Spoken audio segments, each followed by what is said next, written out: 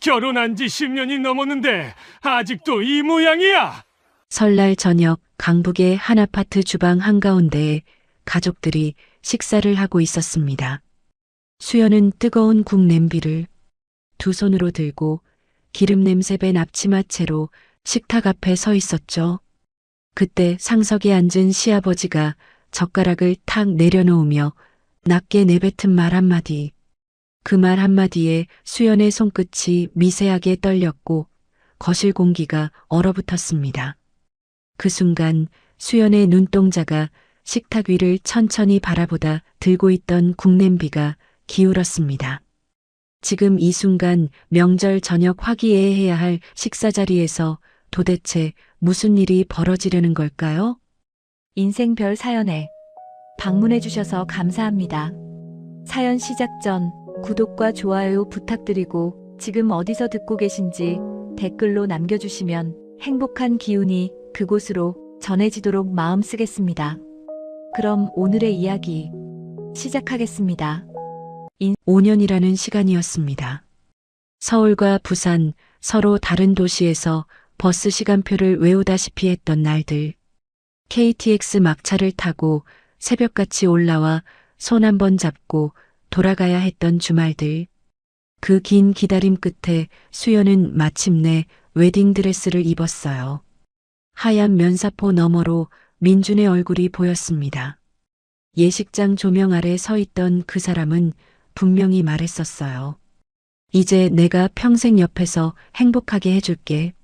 하객들의 박수 소리가 울려 퍼지던 그날, 수연은 자신이 세상에서 가장 행복한 사람이라고 믿었습니다. 오래 기다린 만큼 더 단단한 사랑이 될 거라고 그렇게 믿었어요. 결혼 전 민주는 자신의 집안에 대해 이렇게 말하곤 했습니다. 우리 집이 좀 답답한 구석이 있긴 한데 다들 좋은 사람들이야. 걱정 마. 답답하다 구식이다라는 말의 무게를 수연이 제대로 알게 된 건 신혼 첫 명절이 지나고 나서였어요. 삼남매의 마디인 민준. 그 위치가 어떤 의미인지, 맏며느리라는 자리가 얼마나 무거운 것인지 아무도 미리 알려주지 않았습니다. 시댁은 한때 이 동네에서 손꼽히는 땅 부자였다고 합니다. 시할아버지 때부터 논밭과 임야를 여러 가지고 있었고 동네 사람들이 이 신의 집 담장만 봐도 고개를 숙이던 시절이 있었다더군요. 하지만 그 많던 재산은 시할아버지의 호탕한 씀씀이와 시아버지의 사업 실패를 거치며 하나둘 빠져나갔어요. 수연이 며느리로 들어왔을 때 남아있는 것이라곤 현재 살고 있는 강북의 낡은 집 한 채, 새를 놓은 작은 상가 하나, 그리고 시골 어딘가에 있다는 자그마한 땅떼기가 전부였습니다. 문제는 시부모가 아직도 그 땅 부자 시절 안에 살고 있다는 것이었지요. 73세 시아버지는 특별히 하는 일이 없었습니다. 아침에 일어나 신문을 보고 점심 후에는 경로당에 다녀오고 저녁에는 뉴스를 틀어놓고 소파에 앉아 있는 것이 하루의 전부였어요. 그러면서도 입만 열면 이런 말이 나왔습니다.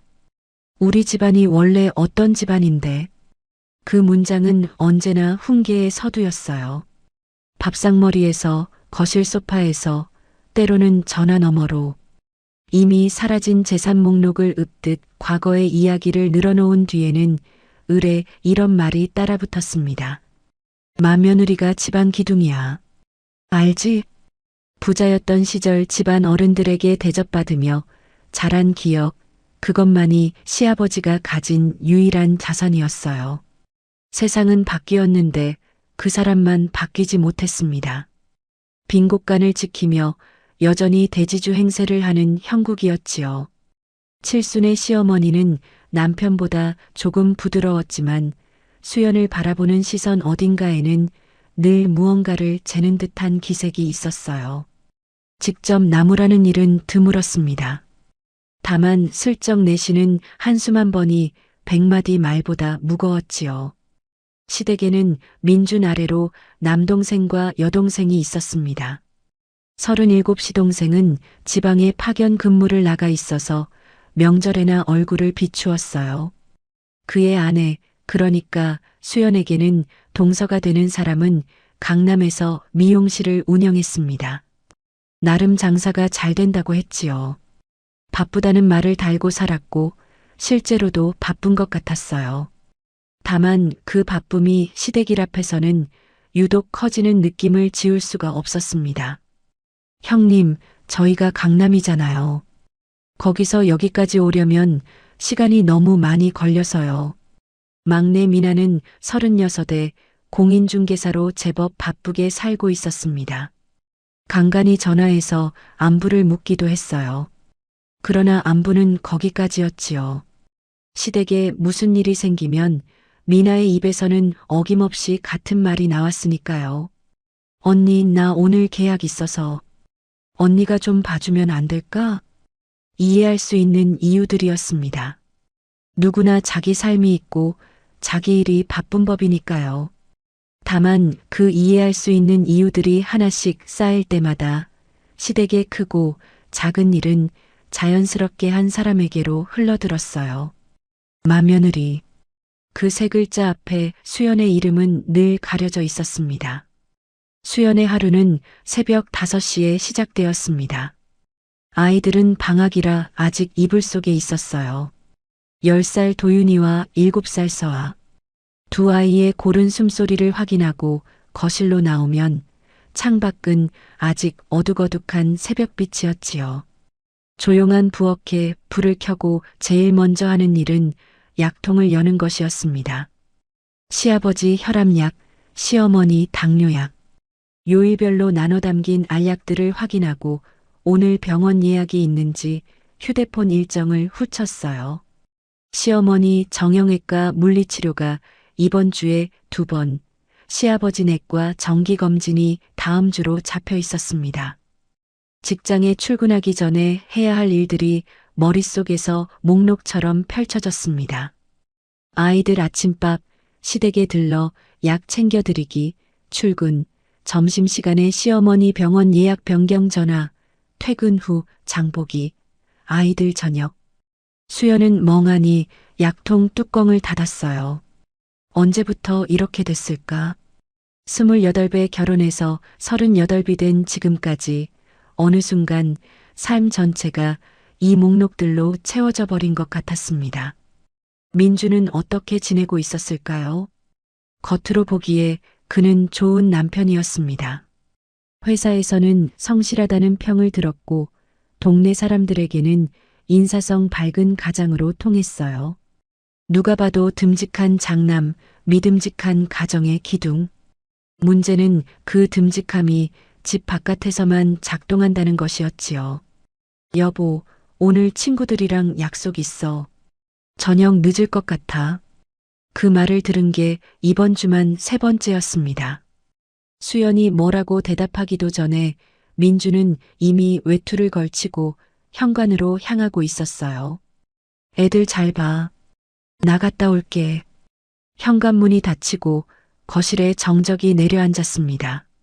소파에 앉아 TV를 보던 도윤이가 고개를 돌려 물었어요. 엄마, 아빠 또 가? 응. 아빠 친구 만난대. 아빠는 맨날 친구만 만나. 7살 서아가 오빠 말에 덧붙였습니다. 아빠랑 같이 밥 먹고 싶은데. 수연은 대답 대신 아이들 머리를 쓸어넘겼어요. 무엇라 말해야 할지 알 수 없었습니다. 아빠를 기다리는 아이들에게 아빠는 너희보다 친구가 더 좋은가 봐 라고 말할 수는 없으니까요. 밤 10시가 넘어 민준이 돌아왔습니다. 아이들은 이미 잠들었고 수연은 거실 식탁에 앉아 밀린 청구서를 정리하고 있었어요. 술 냄새를 풍기며 들어온 민준이 소파에 털썩 주저앉았습니다. 아, 피곤해. 수연은 청구서에서 눈을 떼지 않았습니다. 애들 아빠 기다리다 잤어요. 그래, 내일 놀아줘야겠네. 내일. 수연은 그 말을 속으로 곱씹었어요. 민준의 내일은 좀처럼 오지 않았습니다. 내일 놀아줄게. 내일은 일찍 들어올게. 내일 병원 같이 가줄게. 그 수많은 내일들은 어디로 갔을까요? 당신 이번 주에 어머니 병원 모시고 가기로 했잖아요. 아, 그거 미안한데 갑자기 팀 회식이 잡혀서 당신이 좀 데려다 드리면 안 돼? 나도 회사 있어요. 점심시간에 잠깐 빠지면 되잖아.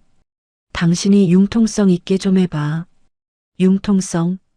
수연은 그 말을 삼켰습니다. 지난 10년간 융통성을 부린 건 언제나 자신이었어요. 회사 연차를 쪼개고 점심시간을 반납하고 저녁 약속을 취소하며 만들어낸 시간들. 민준에게 그건 그저 당연한 것이었습니다. 알았어요. 더 이상 말해봐야 소용없다는 걸 알았습니다. 수연은 청구서를 덮고 자리에서 일어났어요. 침실로 향하는 복도가 유난히 길게 느껴졌습니다. 새벽 잠에서 깬 수연은 한동안 천장을 바라보았습니다. 옆자리에서는 민준이 깊이 잠들어 있었어요. 낮에는 친구들과 웃고 떠들며 술잔을 기울이고 밤에는 아무 걱정 없다는 듯 코를 골며 자는 사람. 그 옆에 누워있는 자신은 내일 해야 할 일들을 머릿속으로 되뇌며 잠을 청하지요.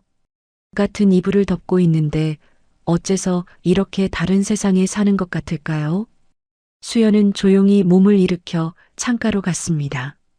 커튼 틈으로 새어드는 가로등 불빛이 방 안에 길게 그림자를 드리웠어요.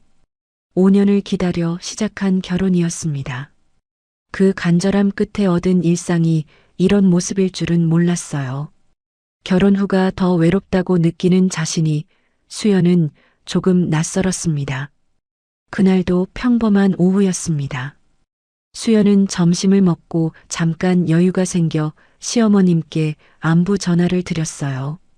요즘 무릎이 시큰거린다고 하셔서 마음에 걸렸거든요. 어머님, 오늘 좀 어떠세요? 어떻긴 뭐가 어때? 늙으면 다 이런 거지. 전화기 너머로 TV에서 흘러나오는 트로트 소리가 들렸습니다. 내일 온다며? 올 거야 말 거야. 온다 해놓고 안 오고 그러지 말고. 네, 점심쯤 들를게요. 오면 뭐라도 해놓고 가. 네 시아버지 입맛이 요즘 영 까다로워져서 내가 해주는 건 안 드셔. 수연은 네, 짧게 대답하고 전화를 끊었습니다. 통화를 마칠 때마다 어깨가 무거워지는 기분이었어요. 시어머님의 말투에는 늘 무언가 부족하다는 뉘앙스가 묻어 있었지요. 10년이 지나도 익숙해지지 않는 것들이 있었습니다. 그로부터 3시간 후 시아버님에게서 전화가 왔어요. 나다. 네 시어머니가 현관에서 넘어졌어. 지금 병원 가야 할 것 같은데 네가 와서 좀 처리해라. 경로당에 가시려고 신발을 신다가 미끄러지셨다고 했습니다. 칠순 노인이 현관 바닥에서 중심을 잃고 넘어지신 거예요.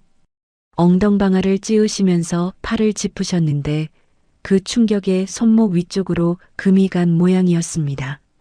시아버님 목소리에는 당혹감이 가득했어요. 어디가 어떻게 된 건지 모르겠다. 빨리 와라. 수연은 팀장에게 사정을 말하고 회사를 나섰습니다.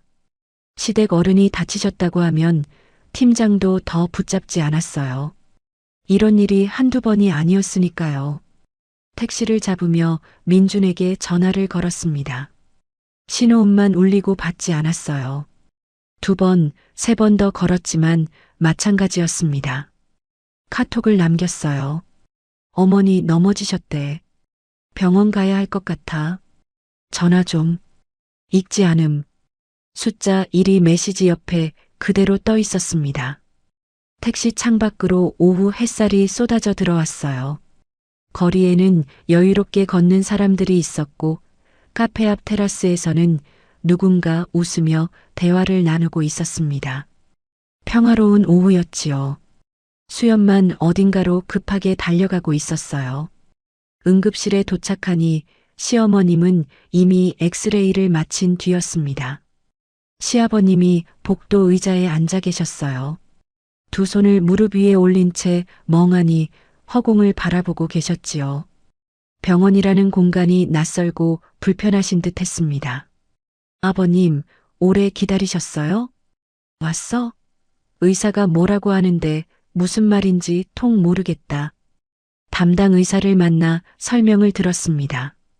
다행히 크게 부러진 건 아니었어요. 손목 위쪽에 가는 금이 가서 깁스를 하면 4주에서 6주 정도면 붙을 거라고 했습니다. 처치실로 들어가니 시어머님이 침대에 비스듬히 기대 앉아 계셨어요. 간호사가 깁스를 마무리하고 있었습니다. 흰 석고가 손끝에서 팔꿈치 아래까지 감싸고 있었지요. 어머님 많이 아프세요? 시어머님은 수연을 흘깃 보시더니 한숨을 푹 내쉬셨습니다. 아프면 얼마나 아프겠어. 창피해서 못 살겠다. 경로당 사람들한테 뭐라고 그러냐. 다친 데 없으신 게 다행이에요. 푹 쉬시면 금방 나으실 거예요. 금방은 무슨, 한 달을 이 꼴로 있으라는데. 시어머님의 눈이 수연에게 고정되었습니다. 말은 안 하셨지만 그 눈빛이 전하는 바는 분명했어요. 그 한 달 동안 네가 다 알아서 해야지. 이제껏 그래왔듯이. 원무과에서 서류를 처리하고 수납을 마쳤습니다. 처방전을 받아 약국으로 향했어요. 진통소염제와 기존에 드시던 약까지 챙겨서 봉투에 담았습니다. 약사가 복용법을 설명해 주었지만 시부모님께 직접 말씀드리는 것보다는 메모를 남기는 게 나을 것 같았어요. 나중에 헷갈리실 테니까요. 병원 정문을 나서니 해가 뉘엿뉘엿 기울고 있었습니다. 시부모님을 모시고 택시를 잡았어요. 시어머님은 창밖을 보시며 내내 한숨을 쉬셨습니다. 아이고, 이 나이 먹고 이런 봉변을 당하다니. 집에서 넘어지는 게 말이 되냐? 시아버님은 아무 말씀이 없으셨어요. 수연은 휴대폰을 꺼내 확인했어요. 민준에게서 여전히 답이 없었습니다. 카톡 옆에 일 표시가 그대로였지요. 전화 한 통 없었습니다. 시댁 아파트에 도착했습니다. 엘리베이터를 타고 올라가 현관문을 열었어요. 시어머님이 넘어지셨다는 그 자리가 바로 보였습니다. 신발장 앞 타일 바닥. 물기도 없고 턱도 없는데 나이 드신 분께는 그 평평한 바닥도 위험이 될 수 있는 거지요. 어머님 누워 계세요. 제가 저녁 뭐 간단히 준비해 놓을게요. 뭘 해놓겠다는 거야? 있는 것만 데워. 괜히 건드려서 망쳐놓지 말고. 네. 부엌으로 들어갔습니다. 냉장고를 여니 시어머님이 만들어 두신 반찬들이 차곡차곡 정리되어 있었어요. 된장찌개 끓일 재료가 눈에 들어왔습니다. 애호박을 꺼내 도마 위에 올렸어요. 칼질을 하며 시계를 봤습니다. 벌써 6시가 넘었어요. 집에서는 아이들이 기다리고 있을 텐데. 된장찌개가 끓는 동안 약봉투를 열었습니다. 메모지에 복용 시간과 약 이름을 또박또박 적었어요. 냉장고 문에 붙여놓으면 시아버님이 보시고 챙겨드리실 수 있을 거예요. 상을 차려 안방으로 들어갔습니다. 시어머님은 깁스한 팔을 베개 위에 올려놓고 벽에 기대 앉아 계셨어요. 된장찌개요. 식기 전에 드세요. 간은 맞아? 네, 맛보고 끓였어요. 시어머님은 숟가락을 들더니 국물을 한술 떠서 드셨습니다. 표정이 미묘하게 일그러졌어요. 내가 끓이는 것보단 못하네. 수연은 대답하지 않았습니다. 그저 수저를 가지런히 놓아드리고 물러났어요. 시댁을 나선 건 저녁 7시가 넘어서였습니다. 아파트 단지를 빠져나오며 신우이에게 전화를 걸었어요. 아가씨, 어머님 오늘 현관에서 넘어지셨어. 손목에 금 가셔서 깁스하셨어. 전화 너머로 사람들 소리가 왁자하게 들렸습니다. 언니 진짜요? 나 지금 손님이랑 상담 중인데. 많이 다치셨어요? 크게 다치신 건 아닌데 당분간 팔을 못 쓰시니까 신경 써야 할 것 같아. 아, 그래요? 그래도 크게 안 다치셨으니 다행이다. 언니, 나 바빠서 나중에 전화할게요. 통화가 끊어졌습니다. 채 1분도 되지 않았어요. 버스 정류장에서 버스를 기다렸습니다. 퇴근 시간이라 사람이 많았어요. 버스가 왔고 빈자리는 없었습니다. 손잡이를 잡고 서서 창밖을 내다보았어요. 어두워진 거리를 불빛들이 수놓고 있었습니다. 퇴근하는 사람들, 저녁 약속에 나선 사람들, 마트 비닐봉지를 든 사람들, 모두가 각자의 저녁을 향해 움직이고 있었지요. 집에 도착하니 9시가 다 되어 있었습니다. 현관문을 여는데 라면 냄새가 코끝을 스쳤어요. 거실로 들어서니 도윤이와 서아가 식탁 앞에 앉아 있었습니다. 냄비 안에 퍼진 라면이 담겨 있었어요. 엄마. 서아가 의자에서 벌떡 일어나 달려왔습니다. 배고파서 오빠가 라면 끓여줬어. 근데 되게 오래 끓여서 면이 다 풀어졌어. 도윤이가 머쓱한 얼굴로 말했어요. 유튜브 보면서 했는데 생각보다 어렵더라고. 익었는지 확인한다고 자꾸 뒤적거렸더니 이렇게 됐어. 10살짜리가 7살 동생을 위해 라면을 끓인 거였습니다. 제대로 된 건 아니었지만 어쨌든 둘이서 저녁을 해결한 거예요. 우리 도윤이 잘했네. 동생 챙겨줬구나. 괜찮아, 맛은 있었어. 수연은 아이들 사이에 앉았습니다. 서아가 젓가락으로 부른 면을 건져 입에 넣었어요. 국물이 턱 아래로 흘렀습니다. 엄마 없는 아빠도 없는 저녁. 아이들끼리 라면 냄비를 사이에 두고 끼니를 때운 거지요. 아이들을 씻기고 재운 뒤 거실로 나왔습니다. 밤 11시. 소파에 앉으니 그제야 다리가 풀리는 것 같았어요. 그때 휴대폰이 울렸습니다. 민준이었어요. 여보, 왜 이렇게 전화 많이 했어?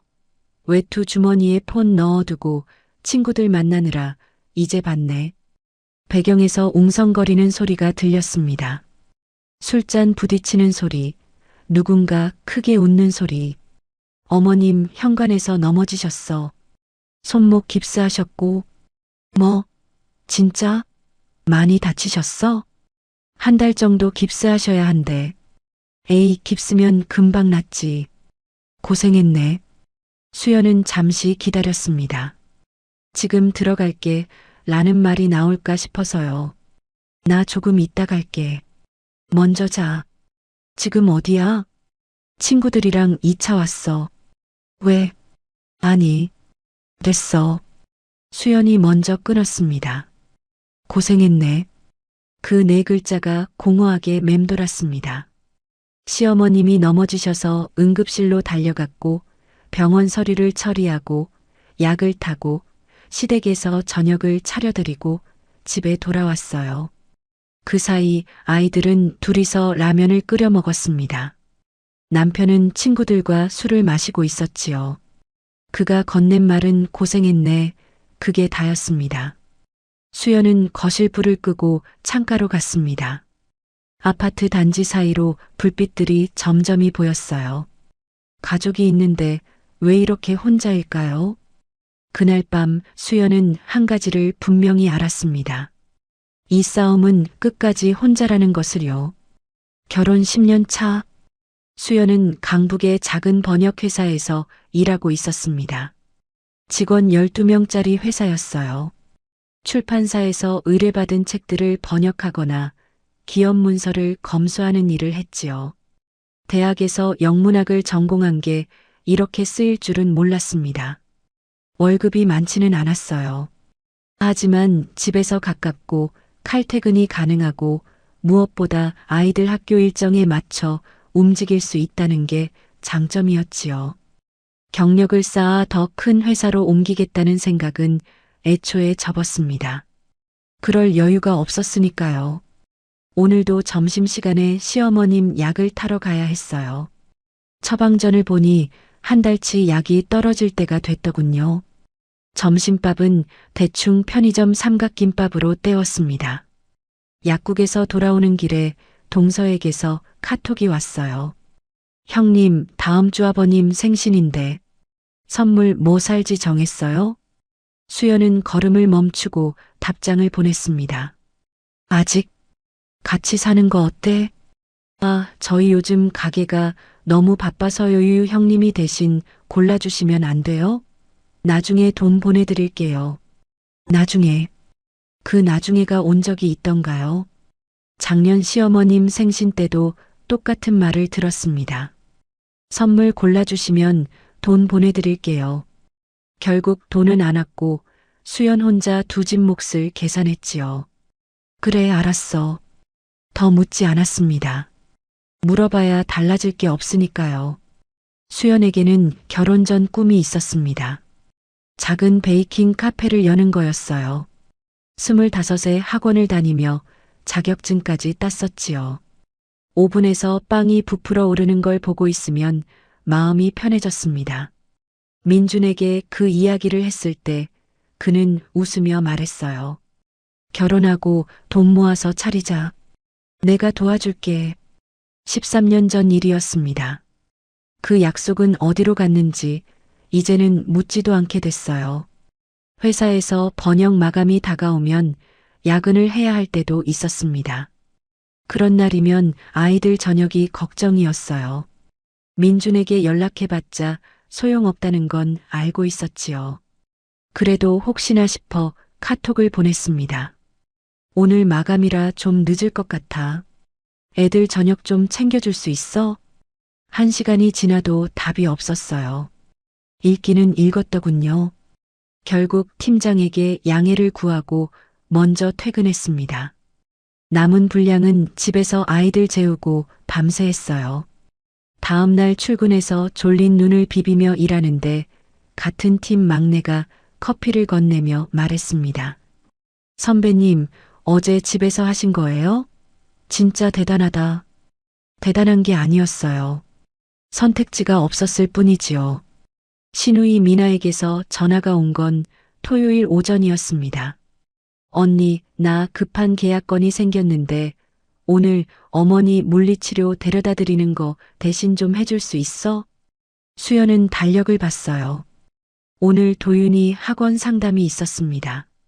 아가씨, 오늘 도윤이 학원 상담이 있어서 좀 어려운데. 학원 상담이요? 그건 다음에 하면 안 돼요?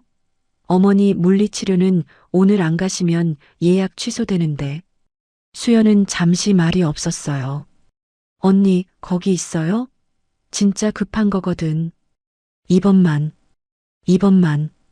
그 말을 몇 번이나 들었는지 모릅니다. 작년 명절 때도 이번만, 시아버님 건강검진 때도 이번만. 미나의 이번만은 언제나 당연하게 수연에게 넘어왔지요. 알았어. 학원에 연락해 볼게. 고마워요, 언니. 다음에 밥 살게요. 다음에. 그 다음은 오지 않는다는 걸 알면서도 수연은 전화를 끊었습니다. 도윤이 학원에 전화해서 상담 일정을 미뤘습니다. 상담 선생님이 조금 난처한 목소리로 말했어요. 어머님, 다음 주는 다 찼는데요. 그 다음 주로 잡아드릴까요? 네, 죄송해요. 급한 일이 생겨서. 전화를 끊고 시어머님을 모시러 갔습니다. 시어머님은 현관에서 기다리고 계셨어요. 늦었네. 예약 시간 다 됐잖아. 좀 빨리빨리 다녀라. 죄송해요, 어머님. 차가 좀 막혀서요. 시어머님을 병원에 모셔다 드리고 물리치료 끝날 때까지 기다렸다가 다시 댁에 모셔다 드리니 오후 3시가 넘었습니다. 토요일 반나절이 그렇게 지나갔어요. 올해도 친정어머니 생신에 내려가지 못했습니다. 거제까지 가려면 이틀은 잡아야 했어요. 금요일 반차 내고 토요일 아침 KTX 타면 점심쯤 도착할 수 있었지요. 몇 달 전부터 일정을 비워두었습니다. 그런데 생신 일주일 전에 시어머님에게서 전화가 왔어요. 수연아, 이번 토요일에 아버지 친구분들 집에 오셔. 음식 준비 좀 해야 하니까 네가 와라. 어머님, 그 주에 친정어머니 생신이라서요. 내려가기로 했거든요. 뭐, 친정? 전화 한 통 하면 되지.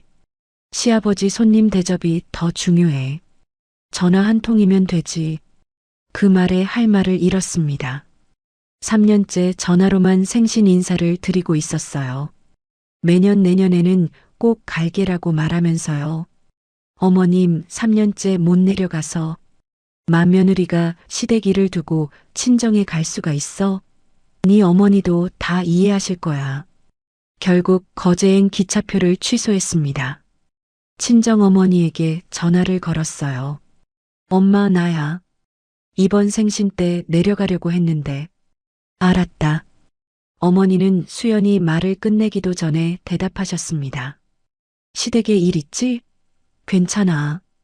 엄마는 혼자 잘 지내. 미안해요. 진짜 가려고 했는데. 미안하긴. 시집살이가 다 그런 거지. 어머니의 목소리는 담담했어요.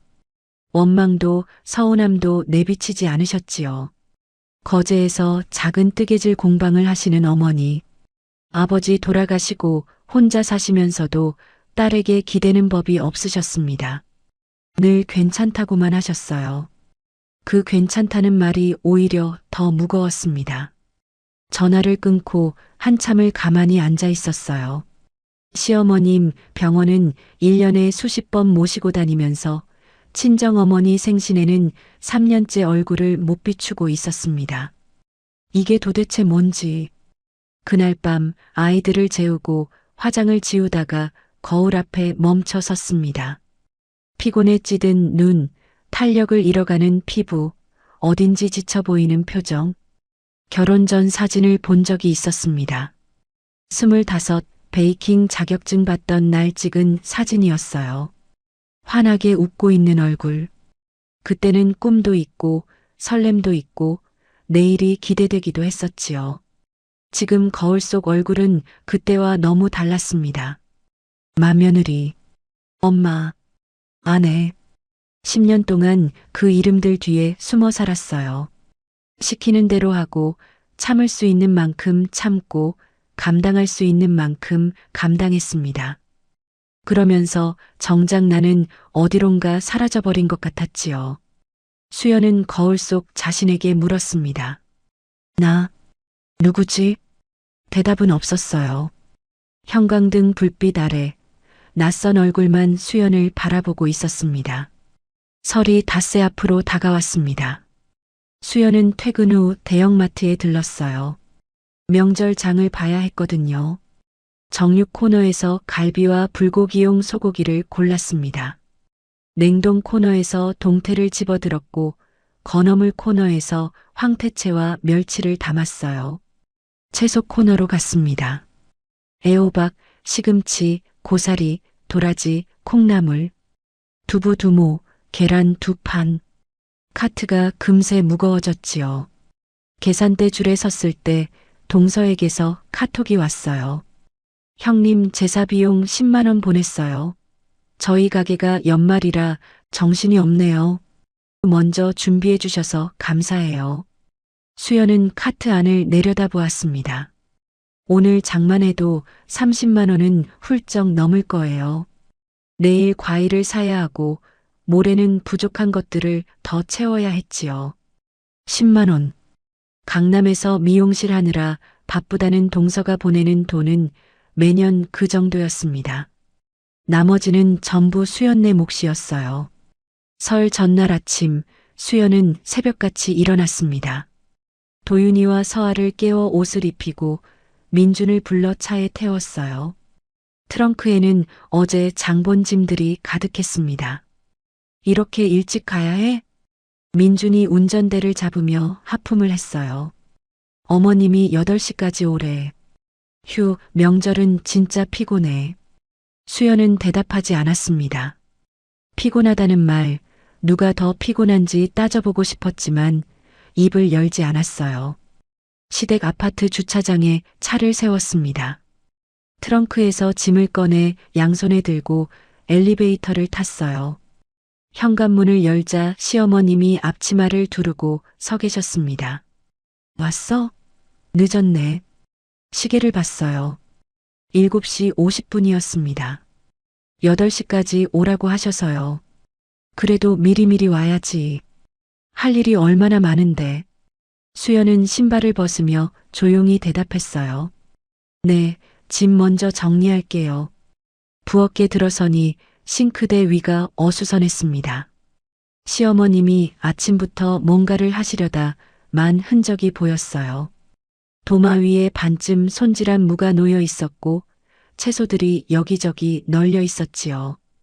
깁스는 풀렸지만 아직 손목이 불편하신 모양이었습니다. 수연은 짐을 내려놓고 앞치마를 꺼내 둘렀어요. 시어머님이 부엌으로 들어오셨습니다. 전 반죽은 내가 해놨어. 네가 부쳐. 간 맞춰서 해. 작년엔 좀 싱거웠어. 네, 어머님. 수연은 냉장고에서 재료를 꺼내 도마 앞에 섰어요. 동태를 토막내고 호박을 썰고 깻잎을 씻었습니다. 프라이팬에 기름을 두르고 불을 켰어요. 지글지글 소리가 부엌을 채웠습니다. 거실에서는 TV 소리가 흘러나오고 있었어요. 민준이 시아버님 옆에 앉아 설 특집 프로그램을 보고 있었습니다. 두 부자가 나란히 소파에 기대앉아 화면을 바라보고 있었지요. 아버지, 이거 웃기다. 저 개그맨 아직도 나와요? 그러게, 몇 년째 같은 얼굴이야. 수연은 전을 뒤집으며 그 소리를 들었습니다. 도윤이가 부엌으로 들어왔어요. 엄마, 심심해. 거실에서 TV 봐. 엄마 지금 바빠. 할아버지가 뉴스 보자고 해서 재미없어. 그럼 서아랑 놀아. 엄마 이것만 하면. 도윤이가 고개를 떨군 채 돌아갔습니다. 수연은 전을 건져내며 잠깐 아이 뒷모습을 바라봤어요.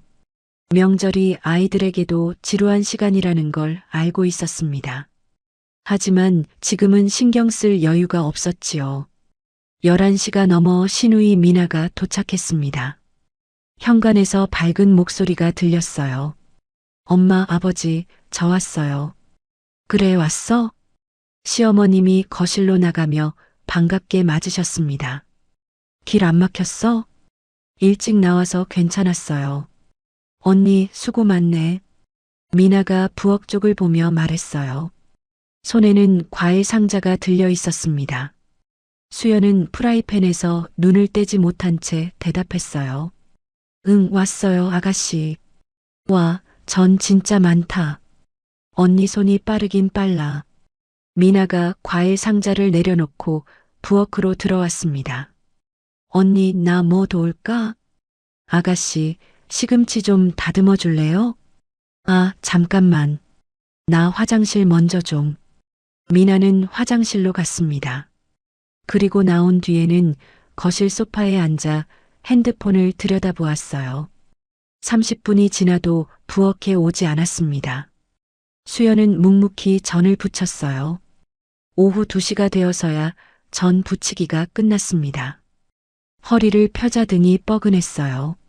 새벽부터 서 있었으니 당연한 일이었지요. 시어머님이 부엌으로 들어오셨습니다. 잡채는 언제 해? 지금 하려고요. 빨리 해. 저녁에 둘째네 오면 바로 밥 먹어야지. 네. 냉장고에서 당면을 꺼냈습니다. 물을 올리고 채소를 채 썰고 양념을 준비했어요. 시금치를 데치고 당근을 볶고 양파를 볶았습니다.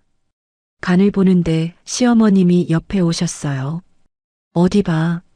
젓가락으로 집어 드시더니 입맛을 다시셨습니다. 좀 달아. 간장 더 넣어. 네. 수연은 간장을 더 넣었습니다. 저녁 6시 둘째네가 도착했습니다. 현관에서 동서의 목소리가 들렸어요. 어머님, 아버님, 새해 복 많이 받으세요. 그래, 어서 와. 길 많이 막혔지? 네, 강남에서 2시간 넘게 걸렸어요. 죽는 줄 알았어요.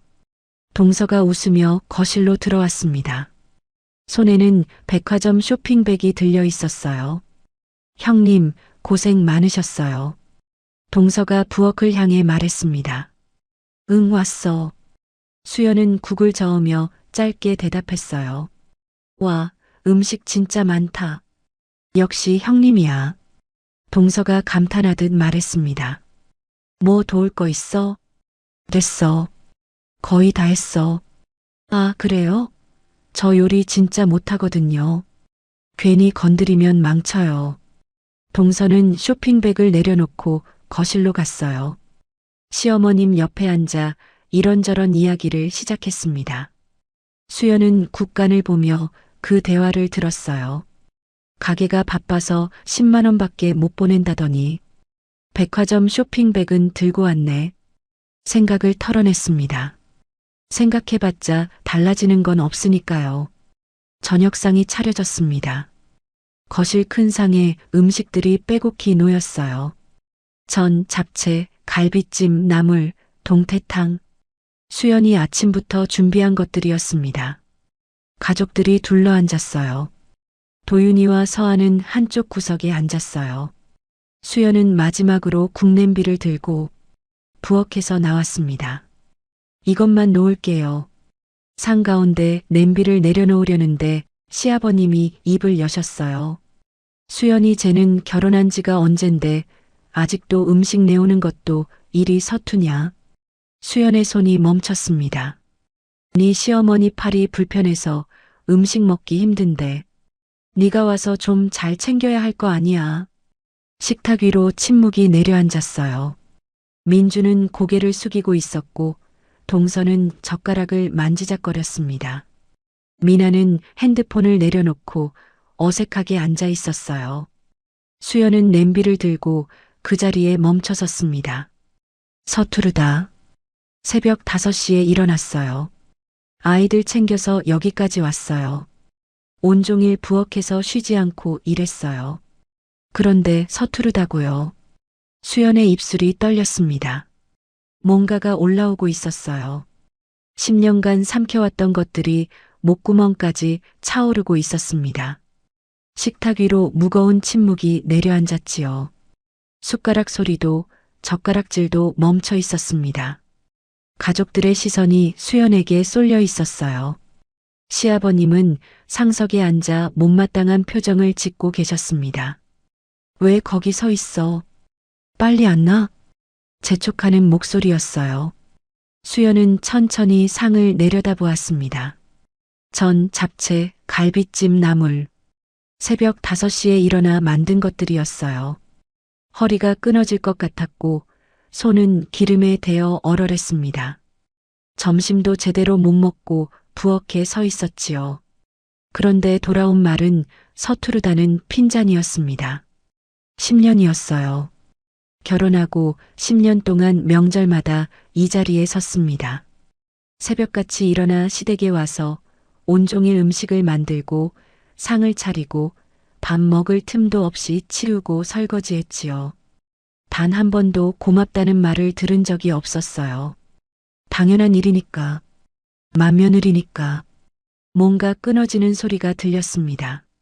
수연의 손이 천천히 움직였어요. 국냄비가 기울었습니다. 뜨거운 국물이 상 한가운데로 쏟아졌어요. 흰 떡이 튀고 국물이 접시들 사이로 흘러내렸습니다. 파 조각이 갈비찜 위에 떨어졌지요. 잡채 그릇으로 국물이 흘러들어갔어요. 동서가 놀라 벌떡 일어섰습니다. 의자가 뒤로 밀리며 끼익 소리를 냈어요. 미나도 자리에서 일어났지요. 얘가 왜 이래? 이게 지금 뭐 하는 짓이야? 시아버님이 상을 치며 소리치셨어요. 얼굴이 벌겋게 달아올라 있었습니다. 수연은 빈 그릇을 상 위에 내려놓았어요. 그리고 가족들을 천천히 둘러보았습니다. 민주는 고개를 푹 숙이고 있었어요. 눈도 마주치지 않았습니다. 둘째 시동생은 입을 반쯤 벌린 채 굳어 있었고 동서는 국물이 튄 옷을 내려다보며 어쩔 줄 몰라 했어요. 미나는 핸드폰을 쥔 채 얼어붙어 있었지요. 구석에서 도윤이와 서아가 엄마를 바라보고 있었습니다. 서아의 눈이 금방이라도 울음을 터뜨릴 것처럼 젖어 있었어요. 7살짜리 아이가 감당하기엔 너무 무거운 광경이었지요.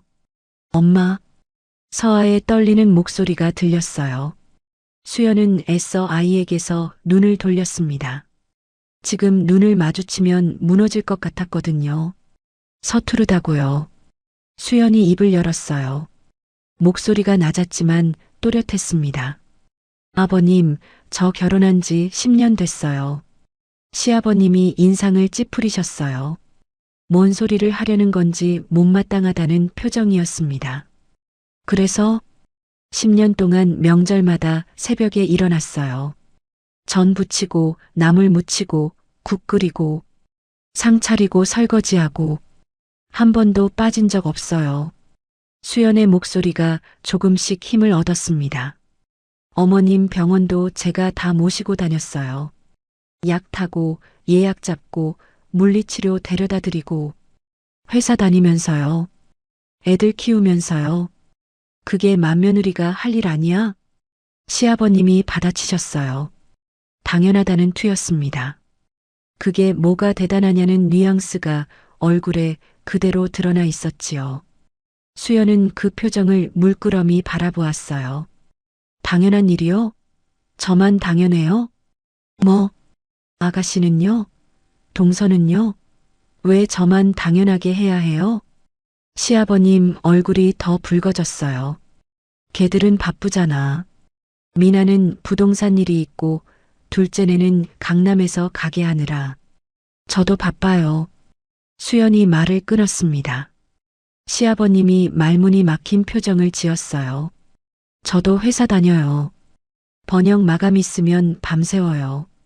그래도 어머님 병원 가셔야 하면 연차 쓰고 모시고 갔어요. 시댁에서 부르면 달려왔고요. 미나가 끼어들었습니다. 언니, 나도 진짜 바빠서 그런 거야. 일부러 그런 거 아니잖아. 수연이 미나를 똑바로 바라보았어요. 미나가 움찔하며 시선을 피했습니다.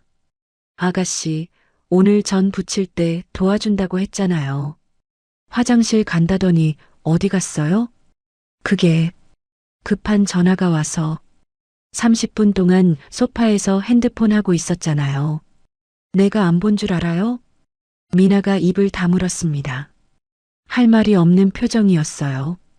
핸드폰을 만지작거리던 손이 멈췄지요. 수연은 동서를 바라보았어요. 동서가 눈을 피하며 한 발 물러섰습니다. 동서, 나한테 할 말 있어? 네, 저요?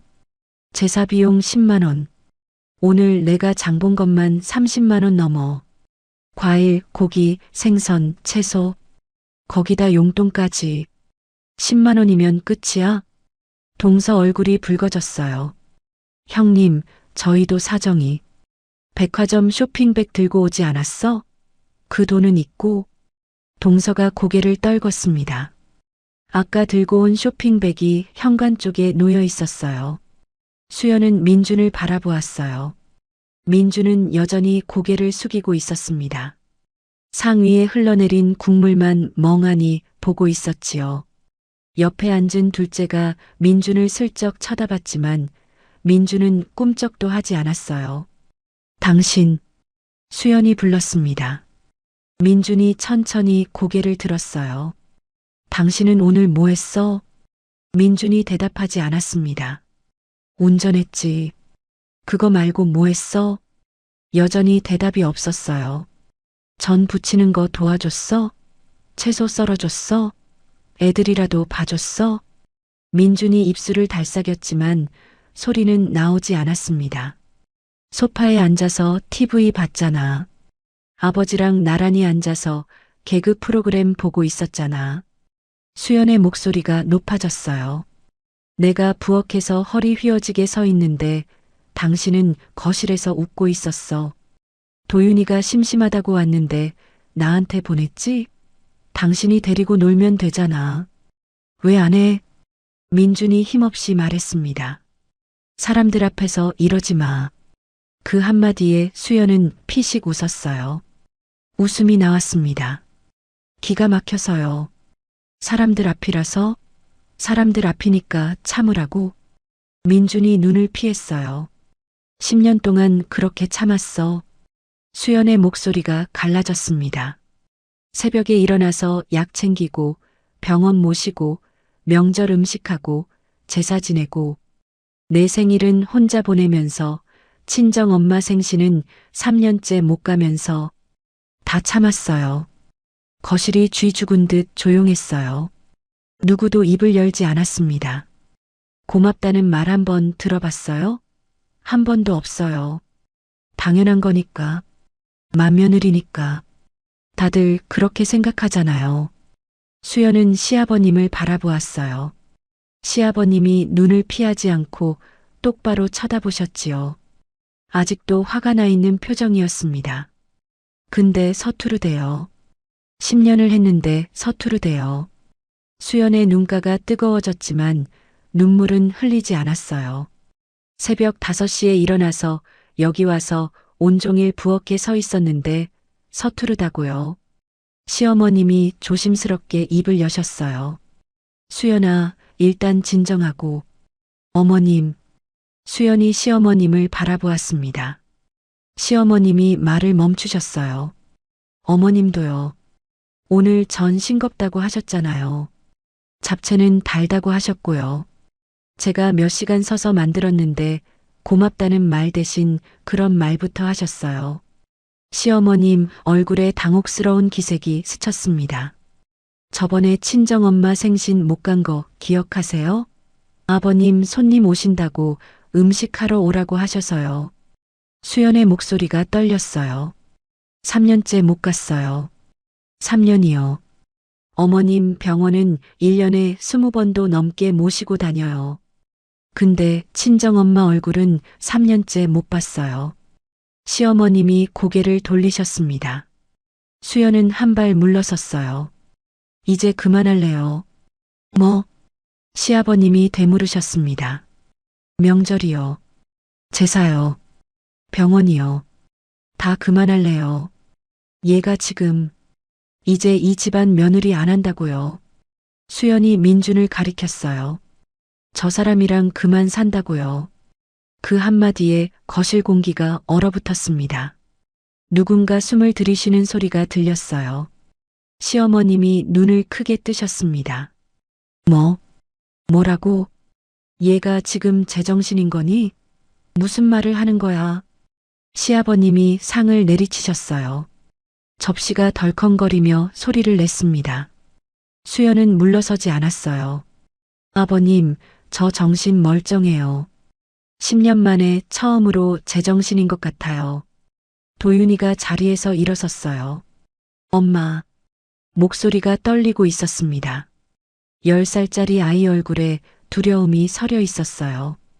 옆에서 서아가 울음을 터뜨렸습니다. 엄마 무서워. 수연은 아이들을 바라보았어요.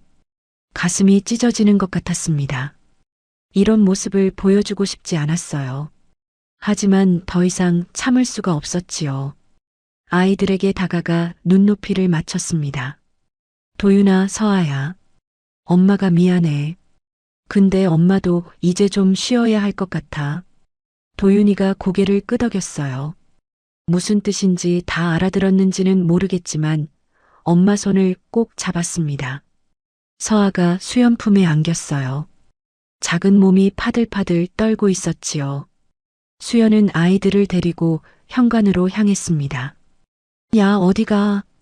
시아버님이 소리치셨어요. 수연은 돌아보지 않았습니다. 현관에서 아이들 신발을 신겼어요. 서아 운동화 찍찍이를 붙여주고 도윤이 외투 지퍼를 올려주었습니다. 손이 조금 떨렸지만 아이들 앞에서 내색하지 않으려 애썼어요. 민준이 따라왔습니다. 수연아, 잠깐. 진정하고 얘기 좀 하자. 할 말 없어. 애들 앞에서 이러지 마. 나중에 둘이 얘기해. 수연이 돌아보았어요. 민준과 눈이 마주쳤습니다. 나중에? 당신 맨날 그랬잖아.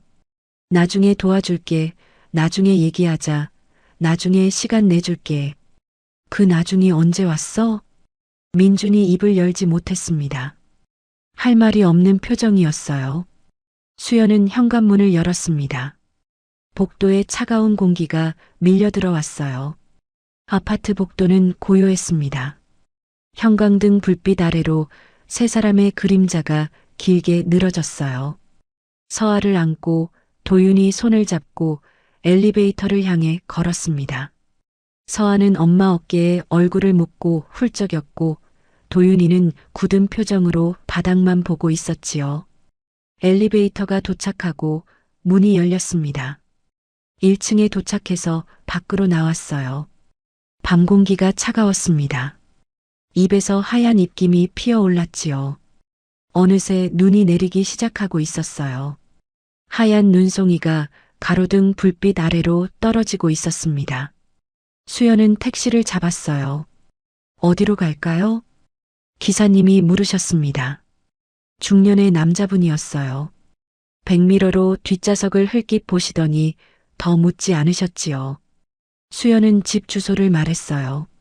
민준과 함께 살던 집이었지만 오늘부터는 뭔가 달라질 거였습니다. 무엇이 어떻게 달라질지는 아직 몰랐어요. 다만 예전과 같을 수는 없다는 것만 알았지요. 택시가 출발했습니다. 창밖으로 시댁 아파트 불빛이 점점 멀어졌어요. 도윤이가 조용히 물었습니다. 엄마, 우리 이제 할머니 집 안 가? 당분간은. 아빠는요? 수연은 바로 대답하지 못했어요. 창밖을 바라보았습니다. 눈이 점점 굵어지고 있었지요. 그건 엄마도 잘 모르겠어. 도윤이가 고개를 끄덕였습니다. 더 묻지 않았어요. 10살짜리 아이가 짐작하고 있는 것일 수도 있었지요. 오늘 무슨 일이 있었는지, 앞으로 어떻게 될지. 서아는 울다 지쳐 잠들어 있었어요. 작은 얼굴에 눈물 자국이 남아 있었습니다. 수연은 아이의 머리카락을 쓸어 넘겨 주었어요. 미안했습니다. 이런 모습을 보여줘서, 명절날 이런 기억을 남기게 해서, 하지만 더 이상 참을 수가 없었어요. 집에 도착했습니다. 아이들을 씻기고 잠자리에 눕혔어요. 서아는 잠든 채로 침대에 눕혀 이불을 덮어주었고 도윤이는 양치만 하고 침대에 누웠습니다. 엄마, 괜찮아? 도윤이가 물었어요. 응, 괜찮아.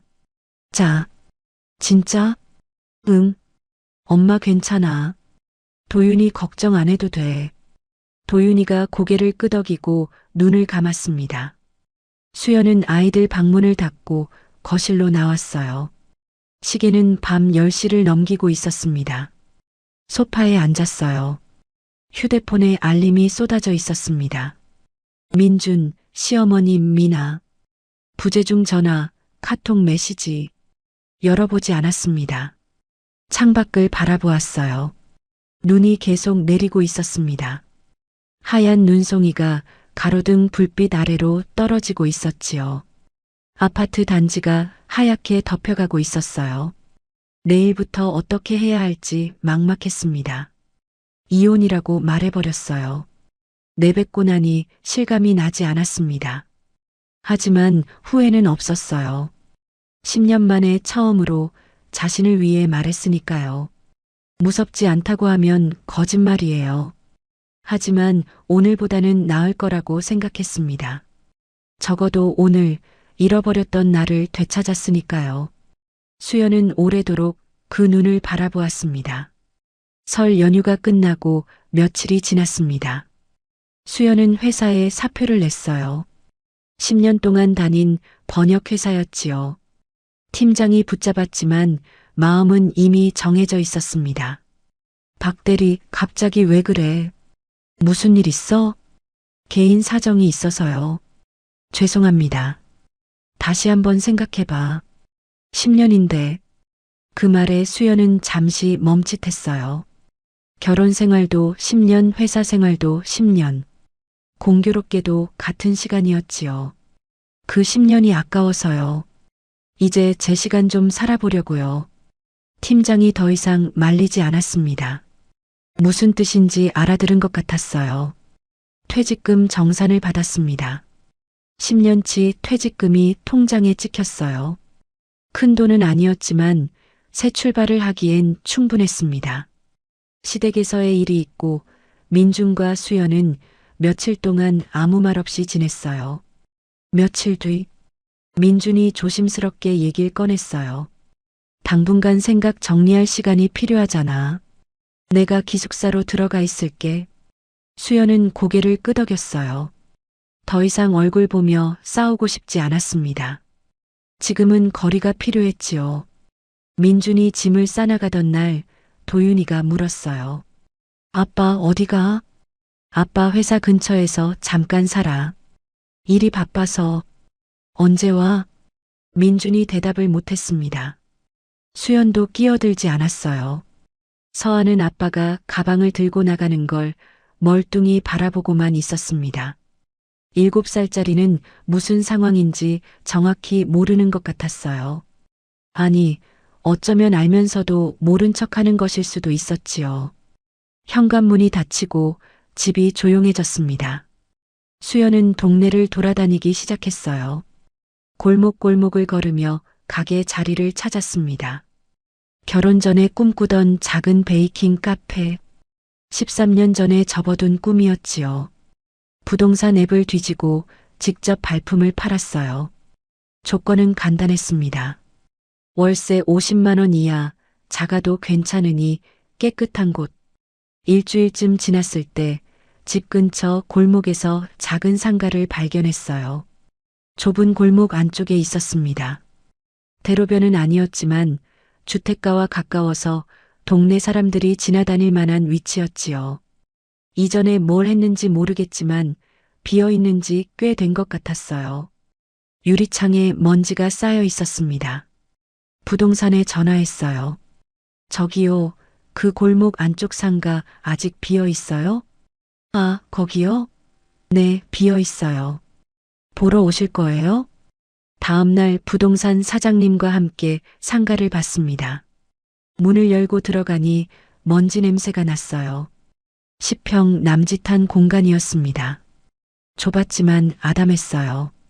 한쪽에 싱크대가 있었고 반대쪽에 작은 창문이 있었지요. 여기 월세 얼마예요? 50이요. 보증금 500이고. 수연은 공간을 천천히 둘러보았어요. 벽지는 낡았고 바닥도 긁힌 자국이 있었습니다. 하지만 수리하면 괜찮을 것 같았어요. 창문으로 햇살이 들어왔습니다. 오후 햇살이 바닥에 네모난 모양을 만들었지요. 여기서 빵을 굽는 모습이 그려졌어요. 오븐에서 쿠키가 나오고 고소한 버터 냄새가 가게를 채우고 손님들이 문을 열고 들어와 웃으며 쿠키를 고르는 모습. 여기로 할게요. 계약서에 도장을 찍었습니다. 퇴직금에서 보증금을 빼고 남은 돈으로 간단한 수리와 장비를 마련했어요. 오븐, 냉장고, 진열대, 테이블 몇 개. 중고로 구해서 비용을 아꼈습니다. 인테리어는 직접 했어요. 페인트를 사서 벽을 칠했습니다. 처음엔 서툴렀지만 하다 보니 요령이 생겼어요. 도윤이와 서아가 주말에 와서 도와줬습니다. 엄마, 나도 칠할래. 서아가 작은 붓을 들고 말했어요. 그래, 저기 낮은 데 칠해볼까? 서아가 붓을 들고 벽을 칠했습니다. 엉성했지만 열심이었어요. 도윤이는 마스킹 테이프를 붙이는 걸 도왔지요. 페인트 냄새가 가득한 가게 안에서 세 식구가 함께 웃었습니다. 오랜만이었어요. 이렇게 같이 뭔가를 하며 웃는 게. 간판을 달았습니다. 오늘의 쿠키. 수연이 직접 지은 이름이었어요. 거창한 의미는 없었습니다. 그날 굽는 쿠키를 판다는 뜻이었지요.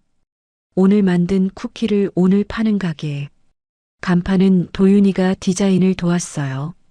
학교에서 컴퓨터 시간에 배운 걸로 글씨체를 골랐다고 했습니다. 엄마, 이 글씨체 어때? 귀엽지 않아? 응, 좋다. 이걸로 하자. 간판 업체에 맡겨서 만들었습니다. 연두색 바탕에 갈색 글씨. 소박하지만 따뜻한 느낌이었어요.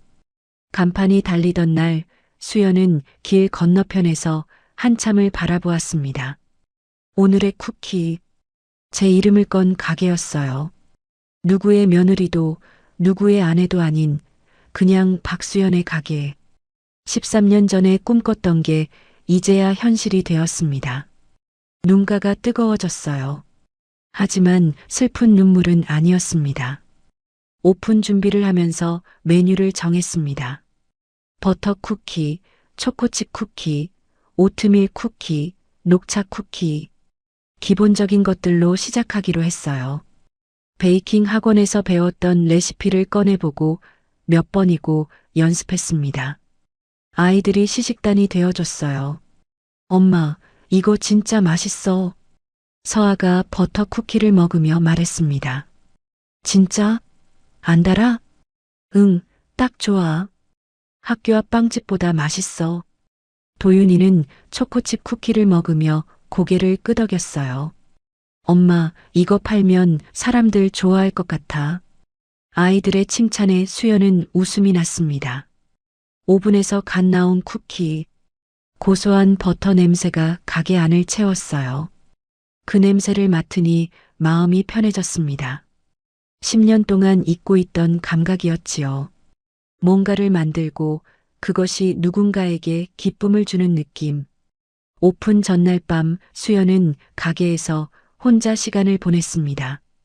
진열대를 정리하고 메뉴판을 걸고 의자를 배치했어요. 조명을 켜고 가게 안을 둘러보았습니다. 좁았지만 아늑했어요. 테이블 4개, 의자 8개. 많은 손님을 받을 수는 없지만 오는 사람에게 편안한 공간이 되면 좋겠다고 생각했습니다. 창밖으로 골목이 보였어요. 가로등 불빛 아래로 오가는 사람들이 보였지요. 퇴근하는 사람, 장 보고 돌아가는 아주머니, 학원에서 돌아오는 학생. 저 사람들 중 누군가가 이 가게에 들를 거예요. 제가 만든 쿠키를 먹고 웃을 거예요. 그 생각에 설렜습니다. 무섭기도 했어요. 손님이 안 오면 어떡하지? 맛없다고 하면 어떡하지? 걱정도 됐지요. 하지만 기대가 더 컸습니다. 오픈 첫날. 아침 6시에 일어나 가게로 갔습니다. 오븐을 예열하고 반죽을 준비하고 첫 번째 쿠키를 구웠어요. 버터 쿠키가 오븐 안에서 부풀어 오르는 걸 지켜보았습니다. 가장자리가 노릇노릇해지고 고소한 냄새가 퍼져나왔지요. 9시에 문을 열었어요. 오피이엔 팻말을 걸고 문 앞에 섰습니다. 골목은 조용했어요. 지나가는 사람이 간간히 있었지만 가게를 들여다보기만 하고 지나갔습니다. 1시간이 지나도 손님이 없었어요. 불안해지기 시작했습니다. 역시 이런 골목 안쪽은 안 되는 건가? 위치가 잘못된 건가? 그때 문이 열렸어요. 할머니 한 분이 들어오셨습니다. 70은 넘어 보이셨어요. 장바구니를 들고 계셨습니다. 어머, 여기 새로 생겼네. 뭐 파는 데야? 안녕하세요. 쿠키 파는 가게예요. 쿠키? 과자 같은 거? 네, 직접 만든 거예요. 드셔보실래요? 수연은 시식용 쿠키를 접시에 담아 내밀었어요. 할머니가 하나 집어 드셨습니다. 어머, 맛있네. 고소하고. 감사합니다. 손녀 사다 줘야겠다. 이거 얼마야? 첫 손님이었어요. 할머니가 버터 쿠키 한 봉지를 사가셨습니다. 5,000원. 큰 돈은 아니었지만 수연은 할머니가 나간 뒤 한참을 서 있었어요. 첫 손님, 첫 매출. 내가 만든 쿠키를 누군가 돈 주고 사갔어요. 눈물이 났습니다. 기뻐서요. 그 후로 손님이 조금씩 늘었습니다. 동네 아주머니들이 지나가다 들르기 시작했어요. 여기 새로 생겼네? 직접 만든 거야? 네, 오늘 아침에 구운 거예요. 하나 먹어볼까? 시식하고 맛있다며 사가는 분들이 생겼습니다. 단골도 생겼어요. 처음 왔던 할머니가 일주일에 2번씩 오셨습니다. 우리 손녀가 여기 쿠키 좋아해. 맛있대. 감사합니다, 할머니. 근데 사장님 젊은데 혼자 해? 남편은? 수연은 잠시 멈칫했어요. 혼자 해요. 아이고, 대단하네. 요즘 세상에 여자 혼자 가게 하기 쉽지 않은데. 대단하다고요. 수연은 쓴웃음을 지었습니다. 대단한 게 아니라 그냥 이렇게라도 살아보려는 것뿐이었어요.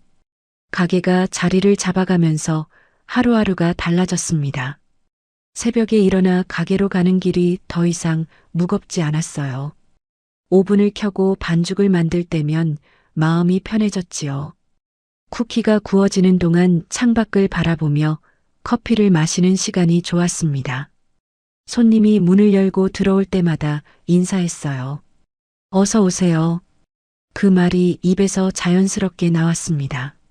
10년 동안 시댁에서 눈치 보며 인사하던 것과는 달랐어요. 이건 내 가게고 내 손님이었으니까요. 아이들이 학교 끝나고 가게에 왔습니다. 한쪽 테이블에서 숙제를 했어요. 수연이 쿠키 굽는 동안 도윤이는 수학 문제를 풀고 서하는 그림을 그렸지요. 엄마, 배고파? 조금만 기다려. 이것만 굽고 밥 먹으러 가자. 오븐에서 쿠키가 나왔어요. 김이 모락모락 났습니다. 우와, 맛있겠다. 서아가 눈을 반짝였어요. 식으면 먹어. 지금은 뜨거워. 이런 일상이 좋았습니다. 바쁘지만 내가 선택한 바쁨이었어요. 어느 날 저녁 마감을 하고 있는데 도윤이가 물었습니다. 엄마, 행복해? 수연은 걸레질을 하다 멈췄어요. 10살짜리 아이가 할 질문이 아니었지요. 왜? 그냥 요즘 엄마 많이 웃는 것 같아서. 수연은 아이를 바라보았습니다. 도윤이가 진지한 표정으로 엄마를 올려다보고 있었어요. 응, 엄마 요즘 좋아. 다행이다. 도윤이가 웃었어요. 수연도 따라 웃었습니다. 행복해. 그 말이 입에서 자연스럽게 나왔어요. 완벽한 행복은 아니었습니다. 앞으로 어떻게 될지 모르고 불안한 것도 많았어요. 하지만 지금 이 순간만큼은 괜찮았습니다. 내 손으로 만든 가게에서 내 아이들과 함께 있는 저녁. 이 정도면 충분했어요. 해질 무렵 가게 문을 닫고 아이들과 함께 집으로 갈 준비를 하고 나서기 시작했습니다. 골목을 지나 큰 길로 나왔어요. 봄바람이 불고 있었습니다. 겨울이 지나고 계절이 바뀌었지요. 서아가 수연 손을 잡았어요. 엄마, 내일 쿠키나 학교에 가져가도 돼? 뭐하게? 친구들 주려고. 우리 엄마가 만들었다고 자랑할 거야. 수연은 웃음이 났습니다. 그래, 내일 예쁘게 포장해 줄게. 약속이야. 응, 약속. 세 식구가 나란히 걸었어요. 큰 길 가로등에 불이 켜지고 있었습니다. 하늘이 보랏빛에서 검푸른색으로 바뀌고 있었지요. 수연은 아이들 손을 잡고 걸으며 생각했습니다. 이게 내 삶이구나. 맏며느리도 누군가의 아내도 아닌 그냥 박수연의 삶. 아직 갈 길이 멀었어요. 이혼 절차도 남았고 앞으로 어떻게 될지도 몰랐지요. 하지만 지금은 이 순간이 좋았습니다. 고소한 버터 쿠키 냄새가 아직 옷에 배어 있었어요.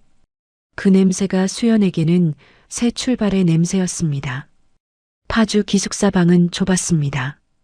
민주는 창가에 앉아 컵라면을 먹고 있었어요.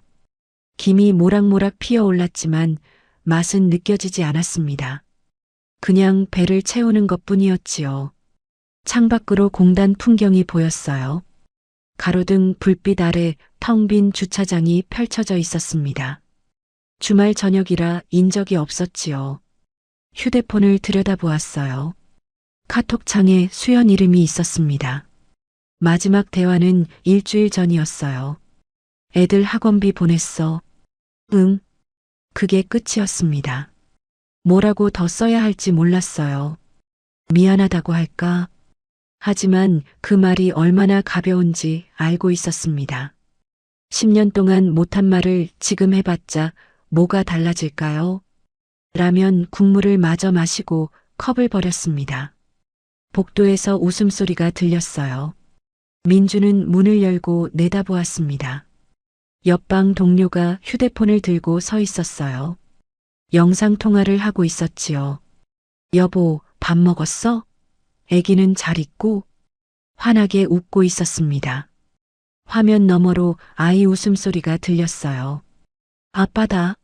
아빠 언제 와? 이번 주말에 갈게. 기다려.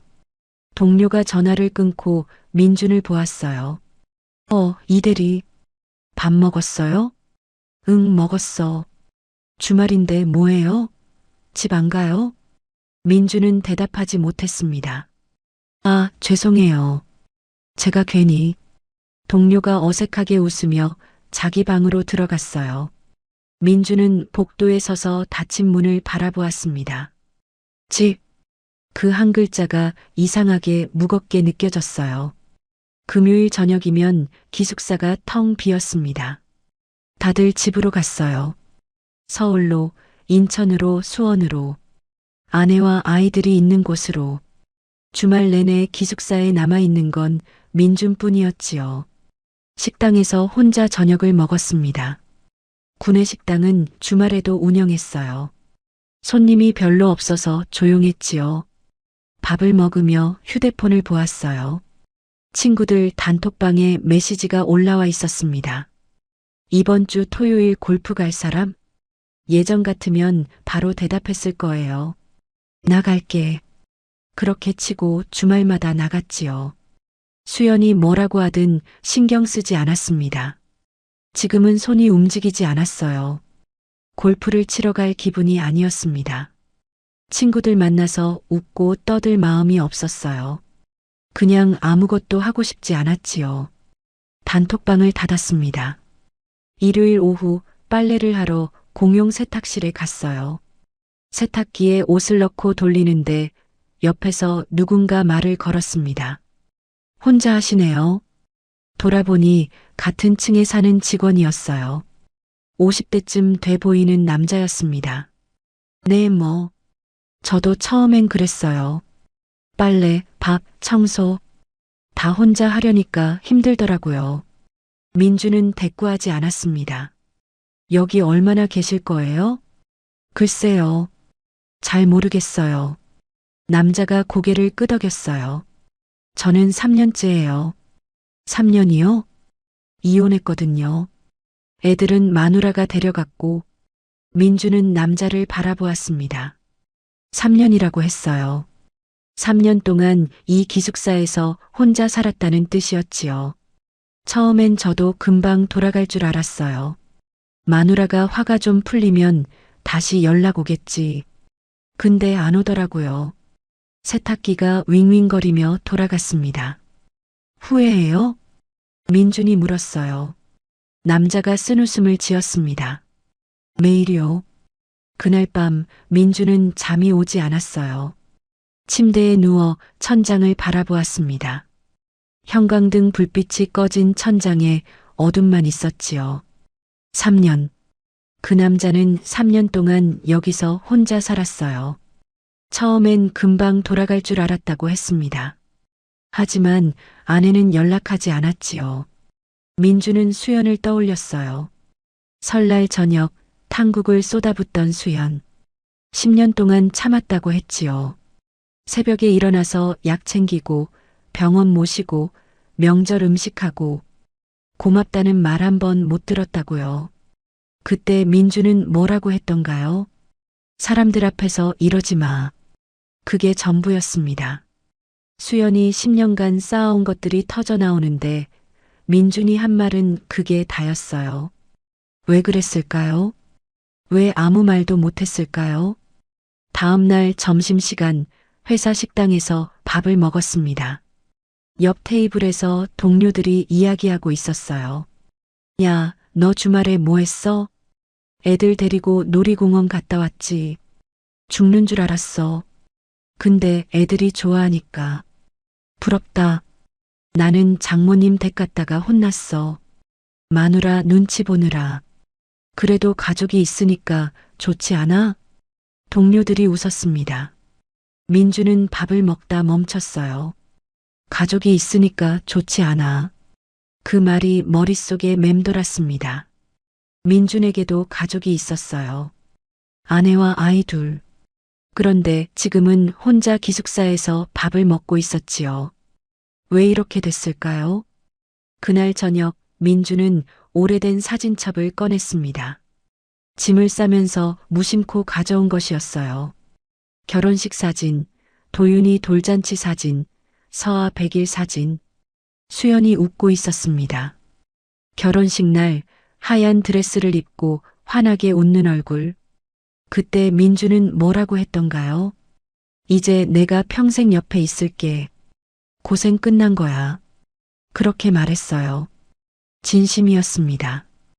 5년 동안 장거리 연애하면서 수연이 얼마나 힘들었는지 알았으니까요. 이제는 자신이 지켜주겠다고 그렇게 생각했지요. 근데 뭘 지켰을까요? 수연은 결혼하고 나서 더 힘들어졌어요. 시댁일 아이들, 직장, 전부 수연 몫이었습니다. 민주는 뭘 했을까요? 출근하고, 퇴근하고, 주말에는 친구들 만나고, 가끔 골프 치고, 수연이 힘들다고 할 때 뭐라고 했던가요? 알았어, 알았어. 다음에. 그 다음은 없었습니다. 사진첩을 덮었어요. 손이 떨렸습니다. 민주는 창가에 앉아 어두운 창밖을 바라보았어요. 공단의 가로등 불빛이 점점이 보였습니다. 내가 쓰레기였구나. 그 생각이 머리를 때렸어요. 왜 그랬을까요? 왜 한 번도 도와주지 않았을까요? 왜 고맙다는 말 한마디 못했을까요? 눈가가 뜨거워졌습니다. 40년 살면서 별로 울어본 적이 없었어요. 남자가 울면 안 된다고 배웠으니까요. 근데 지금은 눈물이 나왔습니다. 텅 빈 기숙사 방에서 민주는 처음으로 울었어요. 늦었다는 걸 알았습니다. 10년 동안 망친 걸 이제 와서 어떻게 하겠어요. 그래도 뭔가 해야 한다는 생각이 들었습니다. 이대로는 안 된다는 걸 민주는 그제야 알았어요. 가게가 문을 연 지 2달쯤 지났을 때였습니다. 수연은 오후 손님이 뜸한 시간에 진열대를 정리하고 있었어요. 오늘 구운 쿠키들을 다시 배열하고 유리 케이스를 닦았지요. 바깥에는 봄볕이 따스하게 내리쬐고 있었습니다. 문이 열리는 소리가 났어요. 인사를 하려고 고개를 드는데 익숙한 얼굴이 눈에 들어왔습니다. 미나였어요. 신우이는 문 앞에서 어색하게 서 있었습니다. 손에 과일 상자를 들고 있었지요. 수연은 걸레를 내려놓았어요.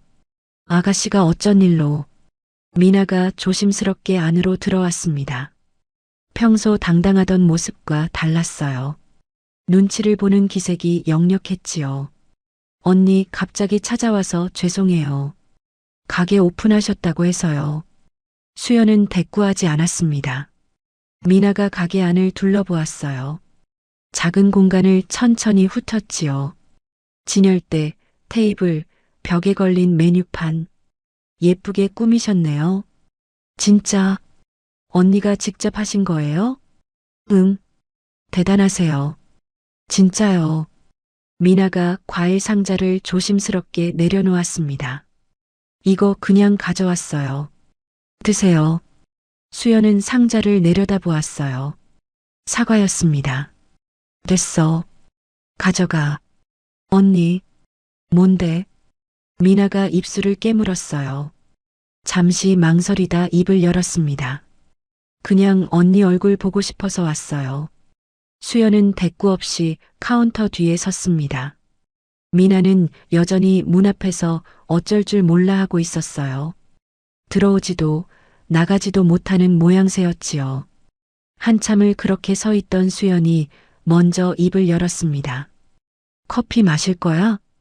미나 얼굴이 조금 밝아졌어요. 네, 마실게요. 앉아. 미나가 창가 테이블에 앉았습니다. 수연은 커피를 내려 가져다 주었어요. 미나가 두 손으로 컵을 감싸 쥐었습니다. 잠시 침묵이 흘렀어요. 미나가 먼저 말을 꺼냈습니다. 언니, 나 할 말 있어요. 수연은 대답 대신 미나를 바라보았습니다. 그때 설날이요. 내가 잘못했어요. 미나가 고개를 숙였어요. 죄송해요. 수연은 아무 말도 하지 않았습니다. 창밖을 바라보았어요. 골목을 지나가는 사람들이 보였지요. 변명하려는 거 아니에요. 그냥 죄송하다고 말씀드리고 싶었어요. 미나가 고개를 들었습니다. 눈가가 붉어져 있었어요. 언니가 10년 동안 얼마나 힘들었는지 그때는 몰랐어요. 솔직히 생각도 안 했어요. 나쁜 년이죠, 나. 수연은 맞은편 의자에 앉았습니다. 커피 식겠다. 마셔. 언니. 들었어. 미나가 입을 다물었어요. 수연이 창밖을 보며 말했습니다. 근데 그렇다고 뭐가 바뀌는 건 아니잖아. 미나가 고개를 떨궜어요. 10년이야. 10년 동안 아가씨는 바쁘다고 빠졌어. 명절마다 제사마다. 나 혼자 다 했어. 수연의 목소리는 담담했습니다. 미안하다고 하면 다 없던 일이 돼? 안 그래. 미나가 한참 고개를 숙이고 있다가 말했어요. 알아요. 그래서 용서해달라는 거 아니에요. 그냥 죄송하다는 말은 드리고 싶었어요. 수연이 커피잔을 들었습니다. 한 모금 마시고 내려놓았어요. 알았어. 들었어. 언니, 용서는 못해. 아직은. 미나가 고개를 끄덕였습니다. 당연해요. 천천히 할게요. 언니 마음 풀리실 때까지요. 그 후로 미나는 일주일에 한 번씩 가게에 왔습니다. 쿠키를 사가기도 하고 커피만 마시고 가기도 했어요. 수연은 특별히 반기지 않았지만 내쫓지도 않았지요. 미나는 올 때마다 조심스러웠습니다. 눈치를 보며 자리에 앉았고 말도 골라서 했어요. 어느 날이었습니다. 미나가 커피를 마시다 말고 조심스럽게 입을 열었어요. 언니, 사실 집이 난리예요. 수연이 진열대를 정리하던 손을 멈추지 않았습니다. 언니, 그렇게 나가신 뒤로 집골이 말이 아니에요. 아버지는 말을 거의 안 하세요. 하루 종일 방에 계시거나 TV만 보세요. 수연은 대꾸하지 않았어요. 엄마도요. 밥을 잘 못 드셔서 많이 야위셨어요.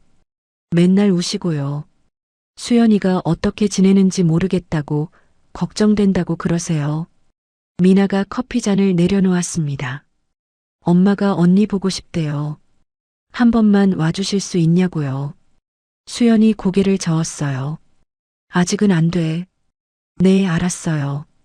억지로 안 할게요. 미나가 일어섰습니다. 저 갈게요. 다음 주에 또 올게요. 안 와도 돼. 그래도 올 거예요. 미나가 문을 열고 나가며 고개를 숙여 인사했습니다. 가게 오픈 100일째 되는 날 아침이었습니다. 수연은 평소보다 일찍 가게에 나왔어요. 오븐을 예열하고 반죽을 준비하고 있었습니다. 100일이라고 거창한 건 아니지만 그래도 나름 의미 있는 날이었지요. 뭔가 특별한 쿠키를 굽고 싶었어요. 반죽을 치대고 있는데 문이 열렸습니다. 이른 시간이라 손님이 올 때가 아니었어요. 고개를 들었습니다. 시어머님이 서 계셨어요. 수연은 손에 묻은 밀가루를 앞치마에 닦으며 일어섰습니다. 설날 이후 처음 보는 얼굴이었어요. 석 달 만이었지요. 시어머님이 많이 수척해지셨습니다. 볼이 꺼지고 눈 밑에 그늘이 졌어요. 무릎이 안 좋으신지 다리를 조금 절뚝거리며 들어오셨지요. 어머님, 시어머님은 문 앞에서 가게 안을 둘러보셨어요. 진열대, 테이블, 벽에 걸린 메뉴판. 천천히 훑으시더니 낮은 목소리로 말씀하셨습니다. 여기가 내 가게구나. 네. 미나한테 들었어. 직접 차렸다고. 시어머님이 천천히 안으로 들어오셨습니다. 앉으세요. 수연이 의자를 빼드렸어요. 시어머님이 창가 테이블에 앉으셨습니다. 수연은 맞은편에 앉지 않았어요. 카운터에 기대어 서서 시어머님을 바라보았습니다. 물 드릴까요? 아니, 됐다. 잠시 침묵이 흘렀습니다. 시어머님이 먼저 입을 여셨어요. 목소리가 떨리고 있었습니다. 수연아, 할 말이 있어서 왔다. 수연은 대답하지 않았어요. 시어머님이 핸드백에서 봉투를 꺼내셨습니다. 두툼한 서류 봉투였어요. 이건 뭐예요? 아버지가 보내라고 했어. 직접 오기가 그렇다고. 시어머님이 봉투를 테이블 위에 올려놓으셨어요. 시골에 있는 땅이야.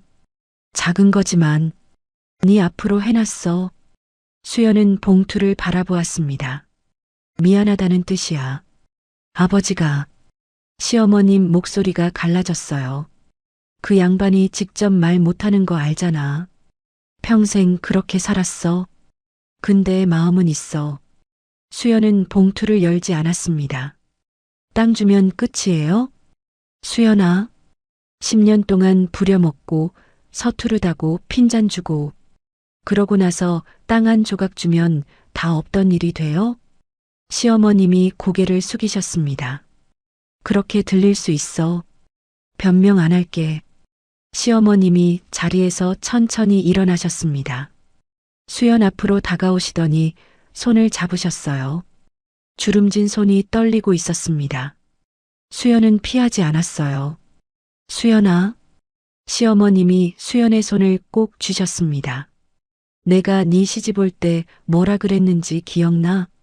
수연은 대답하지 않았어요. 딸처럼 예쁘게, 소중하게 아껴주겠다고 했어. 근데 그 긴 시간 동안 내가 뭘 했냐? 시어머님 눈에서 눈물이 흘러내렸습니다. 몹쓸 짓을 했구나. 내가. 수연은 시어머님 손을 내려다보았어요. 얼마 전까지 깁스를 했던 손. 그 손을 잡고 병원에 다녔던 기억이 스쳤습니다. 시어머님이 흐느끼셨어요. 네가 얼마나 힘들었는지 알면서도 모른 척했어. 맏며느리니까 네가 해야지. 그렇게 생각했어. 수연의 눈가도 뜨거워졌습니다. 용서해달라는 거 아니야.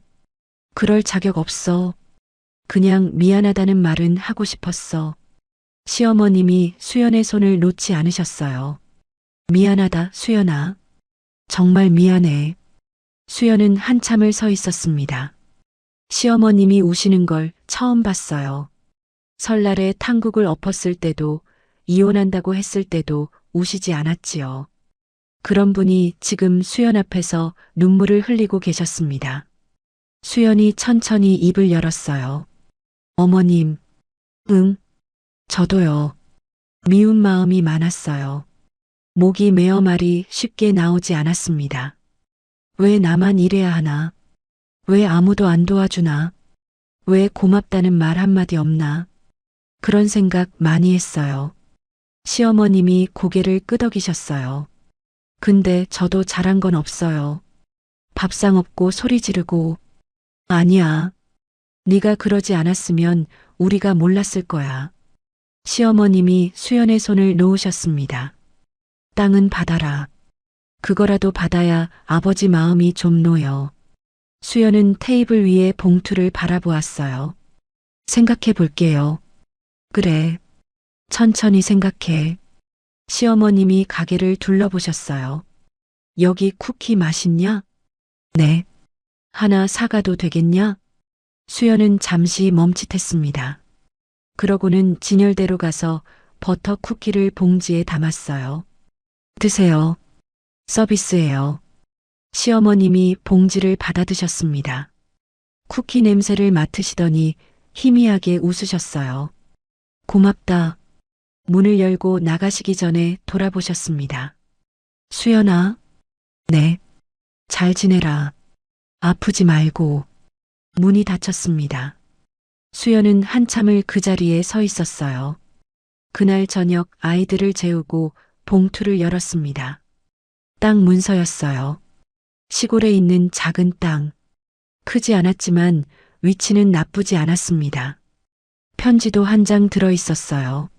시아버님 글씨였습니다. 삐뚤빼뚤한 손글씨. 수연에게 할 말이 많은데 뭐라고 써야 할지 모르겠다. 내가 잘못했다. 평생 그렇게 살아와서 바꾸기가 쉽지 않았다. 변명이다. 이 땅이 뭐가 되겠냐마는 그래도 받아라. 미안하다. 수연은 편지를 내려놓았어요. 창밖으로 밤하늘이 보였습니다. 용서는 아직 못해요. 10년이 하루아침에 풀릴 리 없으니까요. 하지만 시작은 될 수 있을 것 같았습니다. 시어머님이 다녀가신 뒤로 며칠이 지났습니다. 수연은 평소처럼 가게 문을 열고 쿠키를 구웠어요. 손님을 맞고 계산을 하고 마감을 했지요. 겉으로 보기에 일상은 크게 달라지지 않았습니다. 달라진 게 있다면 가끔 가게 앞을 서성이는 사람이 생겼다는 거였어요. 처음 알아챈 건 화요일 저녁이었습니다. 마감 준비를 하는데 유리창 너머로 누군가 서 있는 게 보였어요. 가로등 불빛 아래 코트깃을 세운 채 양손을 주머니에 찔러 넣고 들어올까 말까 망설이는 듯한 자세였습니다. 민준이었습니다. 수연은 못 본 척하고 진열대를 정리했어요. 쿠키 위치를 바꾸고 유리를 닦았지요. 잠시 후 다시 창밖을 보니 사라져 있었습니다. 다음 날도 그 다음 날도 같은 시간에 나타났어요. 들어오지는 않았습니다. 멀찍이 서서 바라보다 돌아가는 게 전부였지요. 무슨 말을 해야 할지 모르겠다는 듯 문 앞에서 발만 동동 구르다 가는 모습이었습니다. 토요일 오후 손님이 뜸한 시간이었습니다. 수연이 내일 구울 쿠키 반죽을 준비하고 있었어요. 밀가루를 체에 내리고 버터를 섞는 중이었지요. 문이 열렸습니다. 고개를 드니 민준이 낡은 공구함을 들고 서 있었어요. 가게 문이 삐걱거리던데 경첩이 헐거워진 것 같아서 고쳐주려고. 누가 고쳐달랬어? 아무도. 그냥 지나가다 보니까 신경 쓰여서. 민준이 공구함을 바닥에 내려놓았어요. 수연은 대꾸 없이 반죽을 계속했습니다. 민준이 문 쪽으로 가서 경첩을 살폈어요. 드라이버로 나사를 조이기 시작했습니다. 금속 돌아가는 소리가 조용한 가게 안에 울렸지요. 수연은 반죽을 치대면서 힐끔 민준의 등을 바라보았어요. 많이 수척해져 있었습니다. 눈 밑에 그늘이 지고 광대뼈가 도드라지고 볼이 꺼져 있었어요. 파주 기숙사 생활이 편치 않은 모양이었습니다. 문수리가 끝났습니다. 민준이 문을 열었다 닫았다 해보았어요. 됐다. 당분간은 괜찮을 거야. 민준이 공구함을 들고 일어섰어요. 나가려다 문 앞에서 멈췄습니다. 수연아. 뭐? 미안해. 미안하다는 말이 얼마나 가벼운지 알아. 근데 그것밖에 할 수 있는 게 없어. 민준의 목소리가 떨렸어요. 다시 기회를 달라는 것도 아니야. 그냥 앞으로는 다르게 살게. 애들한테라도 제대로 된 아빠가 되게. 수연은 민준을 바라보았어요. 문 앞에 서 있는 뒷모습이 왠지 작아 보였습니다. 알았어. 민준이 고개를 끄덕이고 문을 열고 나갔습니다. 그 후로 민준은 가끔 가게에 들렀습니다. 대단한 일을 하러 오는 건 아니었어요. 배수구가 막히면 고쳐주고 선반이 흔들리면 나사를 조여주었지요. 배수구 내가 볼게. 됐어. 기사 부르면 돼. 내가 하면 공짜잖아. 이 정도는 할 수 있어. 민준이 싱크대 아래를 열고 배관을 살폈어요. 머리카락이랑 이물질이 뭉쳐 있는 걸 꺼냈습니다. 이게 막고 있었네. 일주일에 한 번씩 거름망 청소해. 알았어. 간판 조명이 나갔을 때도 마찬가지였어요. 사다리 들고 와서 접촉 불량난 선을 연결해 주었습니다. 말은 많이 하지 않았어요. 와서 고치고 간단히 인사하고 돌아갔지요. 어느 날 마감 시간에 민준이 밀가루 포대를 옮겨 주었어요. 20kg짜리잖아. 허리 다쳐? 내가 들게. 혼자 할 수 있어. 그냥 줘. 민준이 포대를 번쩍 들어 선반에 올려놓았습니다. 손을 털며 주위를 둘러보았어요. 수연아? 응. 커피 한 잔만 해도 될까? 오래 안 걸려. 수연은 잠시 민준을 바라보았습니다. 거절하려다 멈췄어요. 왜인지는 모르겠습니다. 그냥 그 순간 한 잔쯤은 괜찮을 것 같았어요. 앉아. 민준이 창가 테이블에 앉았습니다.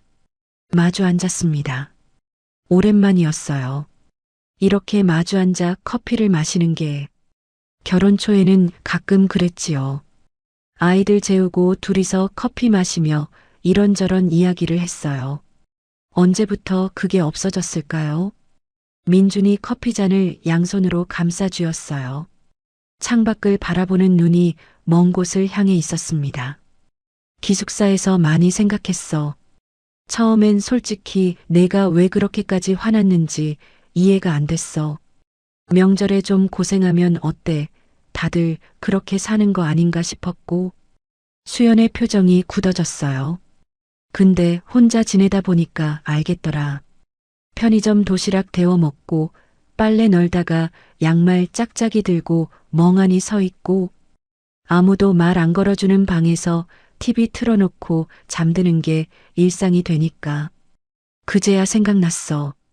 네가 10년 동안 매일 그랬구나. 새벽에 일어나서 밥하고 애들 챙기고 회사 가고 퇴근하면 시댁 눈치 보고 나는 그 옆에서 소파에 누워 TV나 봤지. 민준이 고개를 들어 수연을 바라보았습니다. 눈가에 주름이 깊어져 있었어요. 도윤이가 그러더라. 아빠, 엄마가 요즘 많이 웃어. 예전에는 잘 안 웃었는데. 그 말 듣고 가슴이 철렁했어. 내가 옆에 있을 때 네가 안 웃었다는 거잖아. 내가 네 웃음을 뺏은 거잖아. 수연이 천천히 잔을 내려놓았습니다. 이제 와서 그런 말 해봤자 뭐가 달라져. 10년이야, 10년. 그동안 내가 얼마나 말했는데. 힘들다고, 도와달라고, 같이 좀 하자고. 그때마다 뭐라고 했어. 알았어, 알았어. 다음에 할게. 그 다음은 한 번도 안 왔어. 알아. 나도 알아. 그날 밥상 엎었을 때 창피했어? 응. 근데 파주 가서 천장 보고 누워 있으면서 계속 생각했어. 내가 왜 창피했을까? 내가 틀린 말을 해서가 아니었어. 맞는 말을 했으니까.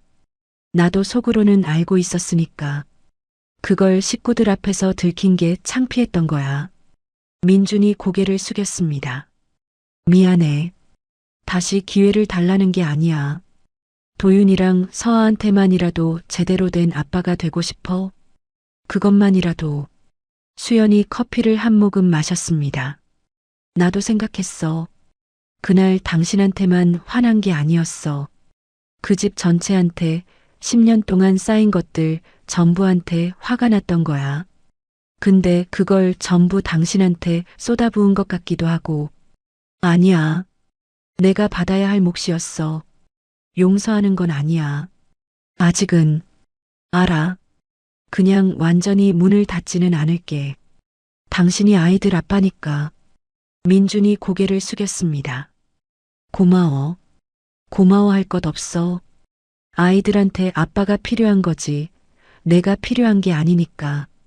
문 연다는 거 아니야. 완전히 잠그지는 않겠다는 거야. 착각하지 마. 민준이 쓴웃음을 지었습니다. 알았어. 착각 안 할게. 다음 주 일요일 민준이 아이들을 데리러 왔습니다. 초인종이 울리자 도윤이와 서아가 현관으로 달려갔어요. 민준이 양손에 아이들 손을 잡고 나갔습니다. 도윤이가 뭐라고 말하니까 민준이 고개를 젖히며 웃었어요. 서아가 깡충깡충 뛰면서 아빠 팔을 흔들었습니다. 예전에는 볼 수 없던 모습이었어요. 주말에도 소파에 누워있던 사람이 저렇게 아이들 손을 잡고 나가는 모습이라니. 수연은 창문에서 물러났습니다. 용서는 아직이에요. 믿음도 아직이고요. 하지만 문을 완전히 닫지는 않았습니다. 얼마나 열지는 아직 모르겠어요. 그건 천천히 정할 일이었지요. 오늘도 오늘의 쿠키는 문을 열고 있었습니다. 오븐에서는 고소한 냄새가 피어오르고 진열대에는 갓 구운 쿠키들이 빛나고 있었어요. 작지만 오롯이 자신의 것인 공간. 그것만으로도 충분했습니다. 가을이 지나고 겨울이 왔습니다. 오늘의 쿠키는 어느새 동네에서 제법 알려진 가게가 되었어요. 단골 손님도 생기고 입소문을 듣고 찾아오는 사람들도 늘었지요. 수연은 매일 아침 가게 문을 열며 작은 행복을 느꼈습니다. 그의 추석이 다가왔습니다. 수연은 시댁에 가지 않았어요. 아직은 마음의 준비가 되지 않았습니다. 대신 아이들만 민준이 데리고 갔지요. 엄마, 같이 안 가? 도윤이가 물었습니다. 엄마는 가게에 있어서. 너희 아빠랑 잘 다녀와. 할머니가 엄마 보고 싶대. 수연은 도윤이의 머리를 쓰다듬었어요. 다음에 갈게. 할머니한테 엄마가 안부 전한다고 해. 아이들이 민준의 차를 타고 떠나는 것을 수연은 가게 앞에서 지켜보았습니다. 손을 흔드는 아이들의 모습이 점점 멀어졌어요. 마음 한편이 복잡했습니다. 며칠 뒤 아이들이 돌아왔어요. 도윤이가 보자기에 쌓인 반찬통을 내밀었습니다. 엄마, 이거 할머니가 보낸 거야. 뭔데? 갈비찜이랑 잡채래. 엄마 혼자 있으니까 밥 제대로 못 먹을 거라고. 수연은 반찬통을 받아들었습니다. 손이 떨렸어요. 할머니가 직접 싸주셨어? 응. 며느리 굶으면 안 된다고 하셨어. 수연은 반찬통을 안고 한참 동안 서 있었습니다. 겨울이 깊어지고 설이 다가왔습니다. 작년 설에 밥상을 엎고 나온 지 꼭 1년이 되어가고 있었어요. 민준에게서 전화가 왔습니다. 설에 시댁 갈 생각 있어? 글쎄, 아직 모르겠어. 억지로 가라는 거 아니야. 그냥 물어보는 거야. 어머니가 그러시더라. 수연이 올 것 같으냐고. 수연은 잠시 생각했습니다. 시어머님이 가게에 찾아와 손을 잡고 사과하시던 모습이 떠올랐어요. 야위어진 얼굴, 떨리는 손, 젖은 눈. 가볼게. 진짜? 응. 근데 예전처럼은 안 해. 저녁만 먹고 올 거야. 그거면 충분해. 어머니도 좋아하실 거야. 저는 주문하고 나머지는 간단히 준비하면 되잖아. 알았어.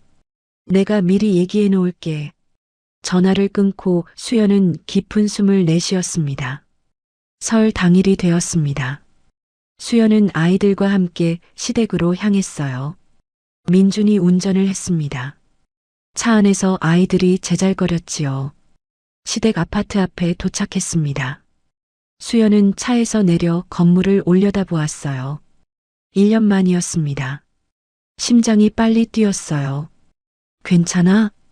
민준이 물었습니다. 응. 가자. 현관문 앞에 서자 손이 떨렸어요.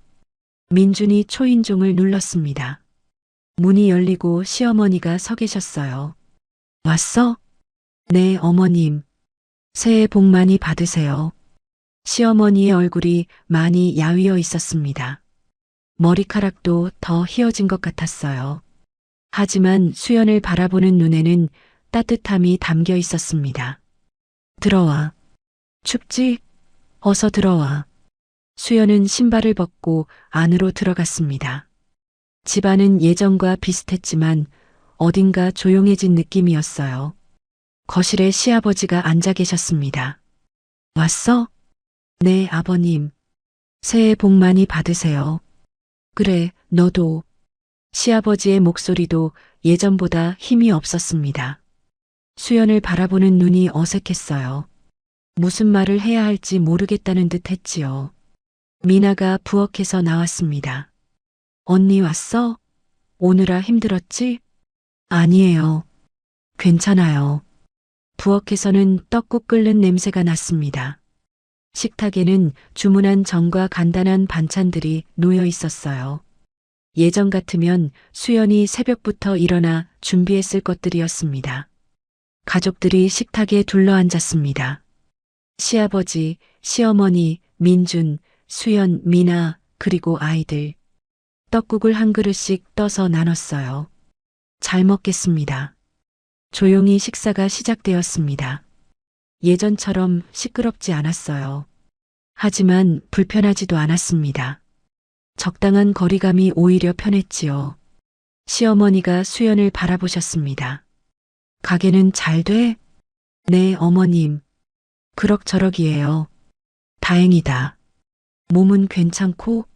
무리하면 안 돼. 네, 괜찮아요. 시아버지가 헛기침을 했습니다. 뭔가 말하려는 것 같았어요. 식탁이 조용해졌습니다. 수연아? 네, 아버님. 작년에 내가 한 말. 서툴다고 했지. 그거 내가 잘못한 거야. 수연은 놀라서 시아버지를 바라보았습니다. 내가 10년 동안 얼마나 고생했는데. 그걸 몰랐어. 아니, 알면서도 당연하게 생각했어. 시아버지의 목소리가 떨렸어요. 70평생 고개 숙여본 적 없는 사람이 말을 잇지 못했습니다. 앞으로는 그러지 않을게. 내 인생 내가 사는 거야. 우리가 뭐라 할 게 아니야. 시어머니도 고개를 끄덕이셨습니다. 그래. 우리가 너무 많은 걸 바랐어. 미안하다. 수연은 고개를 숙였습니다. 눈시울이 뜨거워졌어요. 저도 죄송해요. 그렇게 나가서. 아니야. 내가 그러지 않았으면 우리가 몰랐을 거야. 시아버지가 말씀하셨습니다. 저녁 무렵 수연은 아이들과 함께 시댁을 나섰습니다. 현관에서 시어머니가 수연의 손을 잡으셨어요. 주름진 손이 따뜻했습니다. 다음에 또 와. 부담 갖지 말고 밥 한 끼 먹고 가는 거면 돼. 네, 어머님. 전화도 해. 목소리라도 듣게. 네. 밖으로 나오니 차가운 공기가 얼굴을 스쳤습니다. 하지만 마음은 따뜻했어요. 민준이 물었습니다. 괜찮아? 응. 괜찮아. 고마워. 와줘서. 애들 아빠잖아. 그리고 이제 좀 편해진 것 같아. 차에 올라 집으로 향했습니다. 아이들은 뒷좌석에서 곧 잠이 들었어요. 수연은 창밖을 바라보며 생각했습니다. 1년 전에는 상상도 못했던 일이었어요. 다시 이 집에 올 거라고, 이렇게 마음이 편해질 거라고. 완전히 예전으로 돌아간 것은 아니었습니다. 돌아갈 수도 없고 돌아가고 싶지도 않았어요. 예전의 수연은 너무 지쳐 있었으니까요.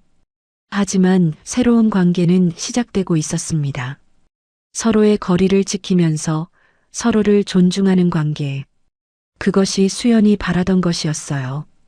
집에 도착해 아이들을 재우고 수연은 거실에 혼자 앉았습니다.